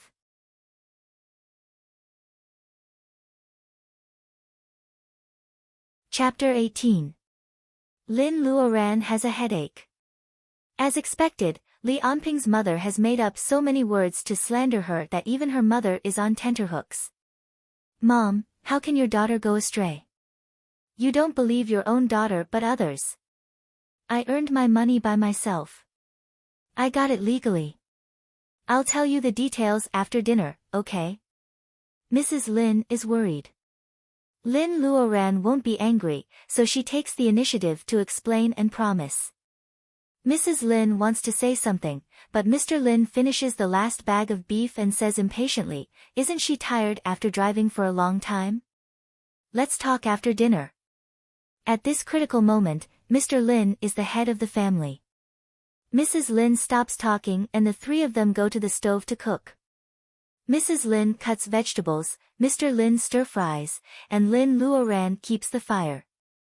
The division of labor is as clear as before. Mr. Lin is different from other men in the countryside. He never thinks that his wife should do all the housework. He is even better than Mrs. Lin when it comes to cooking. Looking at the vegetables Lin Luoran brings back, Mrs. Lin says, there are all kinds of vegetables at home. Why did you waste your money? These are all vegetables from the space. Lin Luoran can't say it clearly, so she says, Mom, this is a new variety. It's not easy to buy it outside. Mr. Lin takes a piece of celery and puts it into his mouth. It is crisp and a little numb. His mouth is full of saliva and he keeps nodding, the vegetables brought by my daughter are really better than those grown in our family. It is her filial piety. Why do you always criticize her? Lin Luoran sees her father blinking. Just like when they were little, they easily formed a front to fight against Mrs. Lin. In the eyes of others, Mr. Lin is honest and inarticulate. Only in front of his daughter, he shows his smart side. Looking at the wrinkles around his eyes and his gray hair when he blinks, Lin Luoran's eyes turn red. Her father is only in his 50s, but he has been tortured by life. Lin Luoran can't let them suffer anymore. Lin Luoran lowers her head to make the fire. She hides the tears in her eyes and secretly makes up her mind that she will not let her parents work hard day and night. Mr. Lin pours oil into the pot and takes over the celery cut by Mrs. Lin. He is about to cook stir-fried beef with celery when he hears the noise in the yard. The family of 3 can't help but stop. The Lin family was a small family with a single door. The walls of the courtyard were all made of fences, so any movement could be easily seen. While the family of 3 was cooking, so many people came to the yard. Li Beiji, together with her 2 children and other children in the village, 7 or 8 of them are curiously touching the car that Lin Luoran drove back. There were also countless onlookers standing outside the fence, sneakily looking around. No one knew what they were up to, or if they were just here to watch the show. The old woman standing in the courtyard was small and inconspicuous. She was Li Anping's mother. Seeing that Li Anping's mother, 2 daughters, a son-in-law and several brothers are blocking her yard, Lin Luoran sneers. They are taking advantage of the fact that Lin Luoran's family doesn't belong to the Li's village. In-law, what are you doing? Let's talk in the house. Seeing so many people in the yard, Mrs. Lin is afraid that the Li's family would make a big deal out of this. She wants to make peace. Mrs. Li's throat rumbles and she spits out a mouthful of phlegm. Who is your in-law? We don't have such a shameless daughter-in-law. She has money but doesn't support her family. I don't know who she is. Anyway, I don't know where the bitch gets her money. You can ask your daughter if she has a boss and abandoned my Anping. Even the engagement bracelet was taken back by her. Mrs. Li's words are sarcastic, which makes the onlookers boo loudly. Mrs. Li is very proud. Your family fled from the Li's village and came here. Who knows what kind of people your family is? You have such a shameful daughter. Like mother, like daughter. Mrs. Lin doesn't know what to say. She looks at her daughter incredulously. Lin Luoran is stunned for a moment. She looks at the old woman in front of her. She has several children, but Li Anping is the only one who went to college. The others are all daughters. She sacrificed her future for Li Anping. She used to be kind to Lin Luoran. She said to Lin Luoran, Anping went to college, so you went to college. Don't worry, girl. If he doesn't treat you well, I will break his legs. Now, Lin Luoran remembers that when she just broke up with Li Anping, she called him aunt on the phone. Li Anping's mother screamed, Who is your aunt? I'm telling you, you stinking girl, don't even think about pestering my son. My son is a graduate student. Why don't you take a look at yourself first? Lin Luoran doesn't remember how she felt when she hung up the phone. She only knows that she is very, well, angry. She is angry. She is angry that she was young and inexperienced. She is angry that she was soft-hearted. She is angry that her parents were manipulated by reason. She is angry that Mrs. Li behaved differently and that Li Anping changed his mind. However, what Lin is really angry about is herself. She didn't know Mrs. Li well and let her parents endure the humiliation today. Lin Luoran pulls away her parents and asks them to let her handle it. She looks at Mrs. Li who is spitting and asks, What do you want? Mrs. Li and her family look at Lin Luoran and feel that the Lin family is easy to bully. Before Mrs. Li says anything, Li Anping's sister steps forward. What do you want? Give back your bracelet. You can regret the engagement, but the bracelet belongs to my family. Li Anping's sister has been drooling over the silver bracelet for a long time. She doesn't dare to take it from her brother. Otherwise, she will be beaten to death by her mother.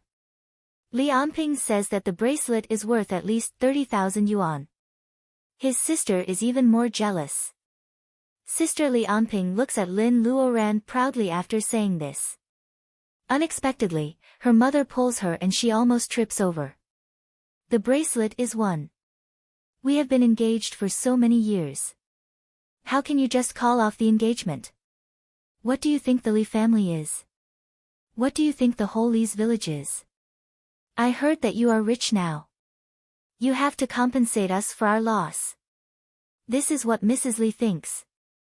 Since her son called her in the morning and told her that Lin Luoran was rich, Mrs. Li feels that she can't let her go so easily. She has to extort money from her. She has a good plan. The Lin family has no foundation in the Li's village and no one will help them. After all, Lin Luoran is a shy girl. She can do whatever she wants. The villagers outside the fence are watching with interest. Only Auntie Li looks worried. Mrs. Li's nephews and sons-in-law are staring at her. Lin Luoran sneers and laughs angrily.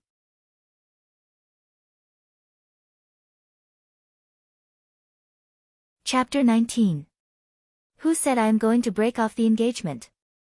Lin Luoran asks. Mrs. Li doesn't know what to say. The villagers point at Lin Luoran. They all say that Lin Luoran has an affair with a graduate student. How shameless she is. Mr. Lin looks for a stick to beat those gossipy women. Mrs. Lin looks at her daughter eagerly. Lin Luoran straightens her long hair that reaches her chest. She is standing there calmly, but all the bachelors in the village are staring at her. Mrs. Li doesn't know what to say.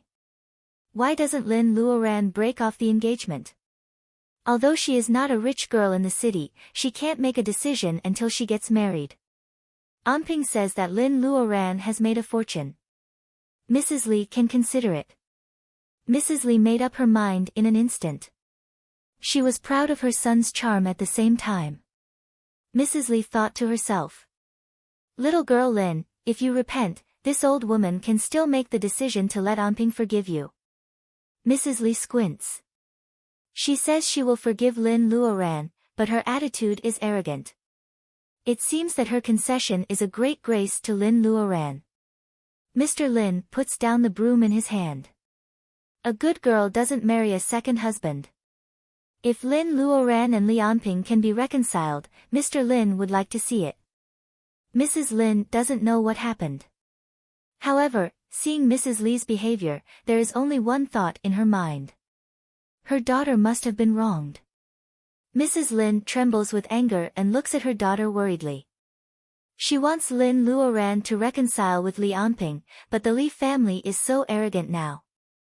Lin Luoran may be bullied when she marries them. The vagrants in the village covet Lin Luoran's beauty. Hearing Mrs. Li's words, they all laugh. Mrs. Li, didn't you say that Lin Luoran has a sugar daddy? If you persuade them to reconcile, your son won't look good. Haha. Lin Luoran looks at Mrs. Li with a gloomy expression. The laughing villagers and the arrogant Li family are putting on a show, aren't they? Of course I won't break off the engagement. Lin Luoran replies to Mrs. Li clearly. She doesn't say, it won't be so easy, in her heart. Mrs. Li and her eldest daughter look at each other and find joy in each other's eyes. Sure enough, the girl of the Lin family is still as cowardly as before. I don't know why Anping said that she has changed. Sister Li licked her lips. Hand over the bracelet first, and I'll put in a good word for you in front of my little brother. What do you think? Mrs. Li's eyes bulge and she scolds the vagabond, there is nothing for you to do here. Go back and die.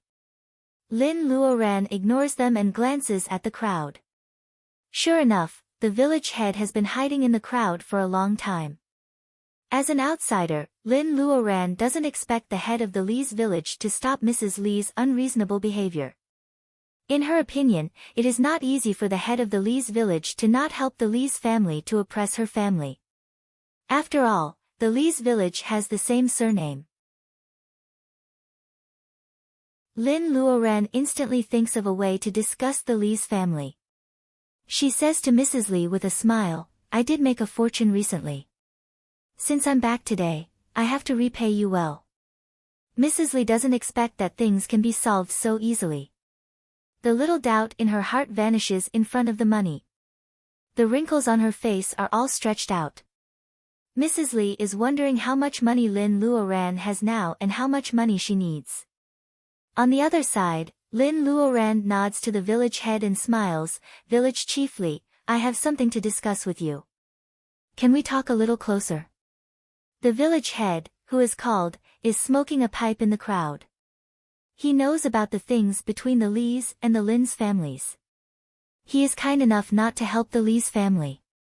At this time, the girl of the Lin's family calls him out in front of the crowd. The village head moves reluctantly. The crowd takes the initiative to make way for him, which shows his status in the village. Lin Luoran is very satisfied with what she sees. Head, the Lin's family is from outside. The village has been taking good care of our family these years. Luoran is a little girl who doesn't have much ability. However, she has made a small fortune, so she naturally needs to show her kindness. Lin Luoran looks at the village head with a smile. Everyone is shocked. The girl of the Lin's family really went to the city to see the world. Why does she become so bold? Lin Luoran is going to bribe the village head openly. It is ridiculous that the Lee's family is still standing aside with a sour face. It is estimated that they won't get anything good. People with discerning eyes can see it. How can the village head not understand the meaning of Lin Luoran's words? However, the Celestial Court has been cracking down recently. Even as a village official, he knows that he can't accept bribes in front of so many people.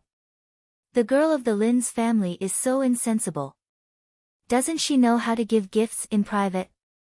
The village head blows a smoke ring and almost flattens the soil under his feet. Girl Lin, what kind of person do you think I am? How can I accept bribes from you? The girl is so young and ignorant. It is a pity that she has lost a lot of money. She deserves to be blackmailed by the Lee's family. The village head feels sad. Lin Luoran is clear-minded. She can almost guess what the people of the Lee's village are thinking. She pretends to be surprised. Head Lee, I think the ancestral hall is a little old, so I am going to repair it. How is this a bribe? As soon as Lin Luoran finishes her words, the village head's eyes light up.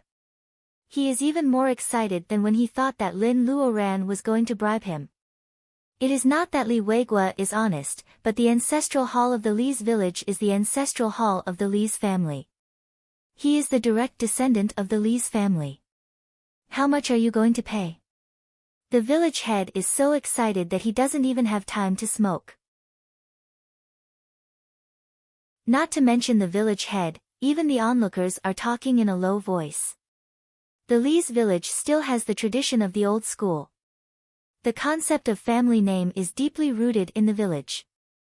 This is also the reason why no one stands out to say something fair even though they know that there is something wrong with the Lee's family. Hearing that Lin Luoran is going to repair the ancestral hall, the descendants of the Lee's family feel dizzy as if a big pie fell on their heads. Lin Luoran smiles and looks around at the people of the Lee's village with different expressions. Mr. and Mrs. Lin are confused. As for Mrs. Lee, the shrewd and mean old lady from the countryside, she looks at Lin Luoran with doubt. It seems that she has noticed something wrong. Head Lee, is 100,000 enough? Asking for 100,000 as soon as she opened her mouth, the lass of the Lin family had indeed struck it rich. The village head knocks his pipe on the big green stone in Lin Luoran's yard. He really wants to pay 100,000, but it is too hot. He doesn't know what Lin Luoran wants. Seeing that the village head is thinking, Lin Luoran turns to Mrs. Lee and sneers, Mrs. Lee, are you kidding me? I don't care that Li Anping hooked up with a rich girl and ignored the agreement between the two families. I even fed the dog with the money I used to support his education. But your family is so shameless. How dare you blackmail me? Do you really think my family is a pushover? Lin Luoran looks at Mrs. Li, who is indignant, and her nephews who are about to fight.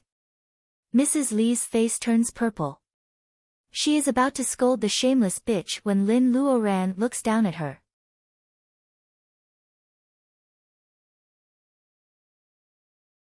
Chapter 20. Lin Luoran's eyes light up. She feels that Lin Luoran is about to fall under her shoulder pole. She has hated Lin Luoran's pretty face for a long time. Lin Luoran moves. Everyone thinks that she falls under Li Anping's sister's shoulder pole. They can't bear to see it. Lin Luoran stands still. Li Anping covers her wrist and jumps around in pain. Lin Luoran grabs the shoulder pole in a blink of an eye.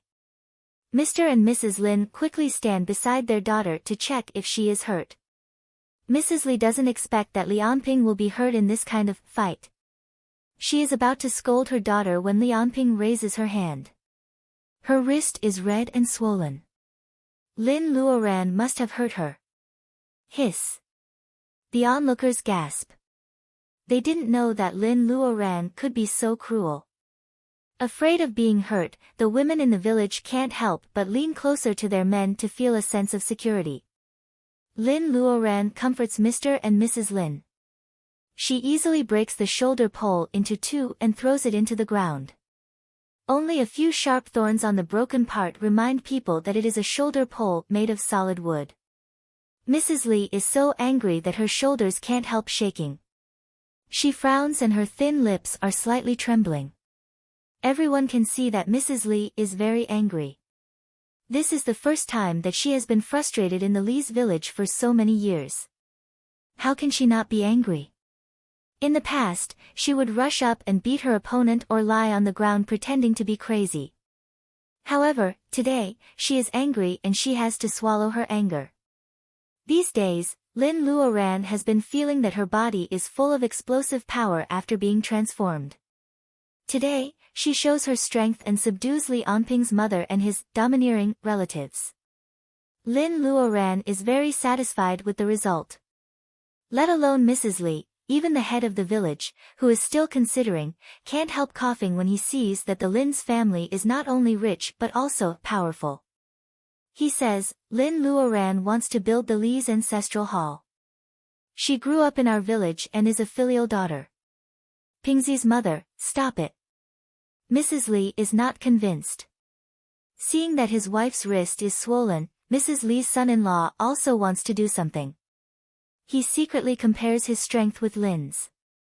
Although most people in the country are strong, no one can throw a pole into the ground so casually. How much strength does it take to do that? The eldest son-in-law was scared, but he didn't want others to see that he didn't have the guts to avenge his wife. Village Chief Li's words gave him a way out. Everyone knows that the head of the village has the supreme power in the Li's village. Head of the village is just a title on the surface. He is the head of the Li's village and has the real power to ask for the ancestral hall. Mrs. Li knows that the head of the village is going to accept Lin Luoran's money and stand on the side of the Lin's family. She is too old to care about the face of the head of the village. She doesn't dare to confront Lin Luoran directly. She turns to Lin Luoran's parents and scolds, Good. Good. Good. Look at the good daughter you've taught. If I had known that you were such a shameless family, I wouldn't have been so picky when I was blinded by a swallow. There were plenty of girls who wanted to marry you. Other girls aren't as virtuous as me. I didn't ask for a monetary gift, but you bullied my parents for being honest and forced me to drop out of school to support Li Anping. I won't calculate living expenses with you, but I still have the receipts for all these years' tuition fees. Even if you go to heaven, I still have this money. Lin Luoran has made up her mind to solve the problem by herself. Naturally, she will protect her parents. Lin Luoran won't let Mrs. Li get what she wants. Lin Luoran knows that Li Anping's mother is used to bullying the weak and fearing the strong. In fact, Lin Luoran was so focused on Li Anping that she would never think of keeping the receipt of the tuition. Mrs. Li realizes that it is useless to be rude, so she turns to the head of the village and pretends to be pitiful. Uncle Weigua, Lin Luoran is forcing me to die. She is bullying me because there is no man in my family. Mrs. Li tries to win the sympathy of the head of the village with tears and snot. She calls the head of the village uncle even though she is old. The head of the village has a high status in the village, so he is very knowledgeable. The Lin's family can afford the 100,000 yuan, so it must be protected. There are many people in the village watching. If the head of the village doesn't speak for the Lin's family, who will donate money to build the ancestral hall in the future? The decline of the ancestral hall is the decline of the ancestral hall of the Li's family, the decline of the head of the village, and even the decline of the Li's family. Seeing that Uncle Weigua doesn't say anything, Mrs. Li knows that he is blinded by the 100,000 yuan. She immediately rolls on the ground. The dust covers her old face, which is full of tears and snot. With her rolling on the ground, she looks like a skillful clown. The onlookers are enjoying it. Mr. and Mrs. Lin are speechless. They are both regretful and lucky. Fortunately, their daughter doesn't have to marry into the family of Li Anping's mother in the future. Looking at Mrs. Li who is rolling on the ground, the head of the village doesn't feel that she is filial. Instead, the head of the village feels that his authority is being challenged. I don't want to take care of your business. Tell me how much you owe me. If Lin Luoran really goes to the court to sue you, the Li's village will be disgraced. I will open the ancestral hall and ask for the family law. It's up to you. Mrs. Li also forgets to hit Raleigh. She stares at the head of the village. For the first time, she feels that her usual tricks are useless. Hearing that the village head seems to be on their side, Mr. and Mrs. Lin are relieved. They don't want to ask for money from the Li family. They just hope that the Li family will not come to their gate to scold them in the future. In this way, the two honest parents will be satisfied. Lin Luoran is very obedient at this time. Building the ancestral hall is a big deal. I will send the money to the village committee tomorrow. The head of the village is very satisfied. After saying a few more words, he walks over Li Anping's mother's leg with his hands behind his back and walks away leisurely. Seeing that their aunt is still rolling on the ground, the nephews of the Li's family are eager to have a try. Lin Luoran lowers her head and smiles. I'll say the ugly words first. If anyone dares to lay a hand on my parents or harm my Lin clan, as long as they harm a single hair on my family, I'll take out 100,000 to repair the ancestral hall and another 100,000 to properly entertain them. The nephews of the Li's family stop. Hearing the beautiful girl in front of him, he says to himself casually, I heard that many people would like to break their legs for thousands of yuan. I wonder what they can do with 100,000 yuan. I am really looking forward to it. Lin Luoran's voice is not loud, but the onlookers are watching the drama. The yard of the Lin's family is so quiet that the sound of a needle falling can be heard. Hearing Lin Luoran's blatant threat that she will pay for revenge if anything happens to the Lin's family, everyone is shocked. Wow, rich people are really arrogant. Thinking of this, people dare not to stay and watch the drama anymore. They all leave quietly. In just a few minutes, there are no birds or animals outside the fence of the Lin's family. The autumn wind blows on Ms. Li's forehead. She doesn't feel the pain in her wrist, but her heart is cold. Mrs. Li widens her eyes. She feels that Lin Luoran, who used to be weak and gullible, is like a tiger in the woods who can kill people with a smile. For the first time, Mrs. Li feels scared. However, Lin Luoran is afraid that the fire is not strong enough. She leans over and whispers to Mrs. Li, Auntie Li should go back to raise money as soon as possible. Who knows if Li Anping will have an accident after a long time. A young talent with a broken leg and an arm, only a fool would choose him. Hearing this, Mrs. Li is frightened. She grabs Ms. Li's trousers with trembling hands and stands up. Then she runs away with the rest of the Li family. Mr. and Mrs. Lin can't believe that Lin Luoran can get rid of the troublesome Mrs. Li like this. They are stunned. Mrs. Lin suddenly remembers the 100,000 yuan that her daughter promised. She is worried. My dear, how are you going to pay 100,000 yuan? Auntie Li leans against the door and laughs heartily. Luoran is capable now. What are you worried about, Mrs. Lin? Mrs. Lin pinches Lin Luoran's ear. No matter how capable you are, you can't waste money like this. Although Mrs. Lin only gets angry in front of Lin Luoran feels that such an atmosphere is actually very warm. After getting rid of the Li family, Lin Luoran is in a good mood. She covers her ears and smiles. Auntie, let's invite uncle to my house for dinner tonight. Mr. Lin rushes into the house in a muffled voice. However, he remembers the beef in the pot. You're tuning in to the Blissful Bookshelf YouTube channel. We're so grateful for your support, and don't forget to subscribe to join us on this incredible journey through captivating stories. Your generosity through donations truly makes a world of difference, as it's the primary source of revenue that allows me to expand and enhance this channel for you. Thank you from the bottom of my heart for being a part of this adventure.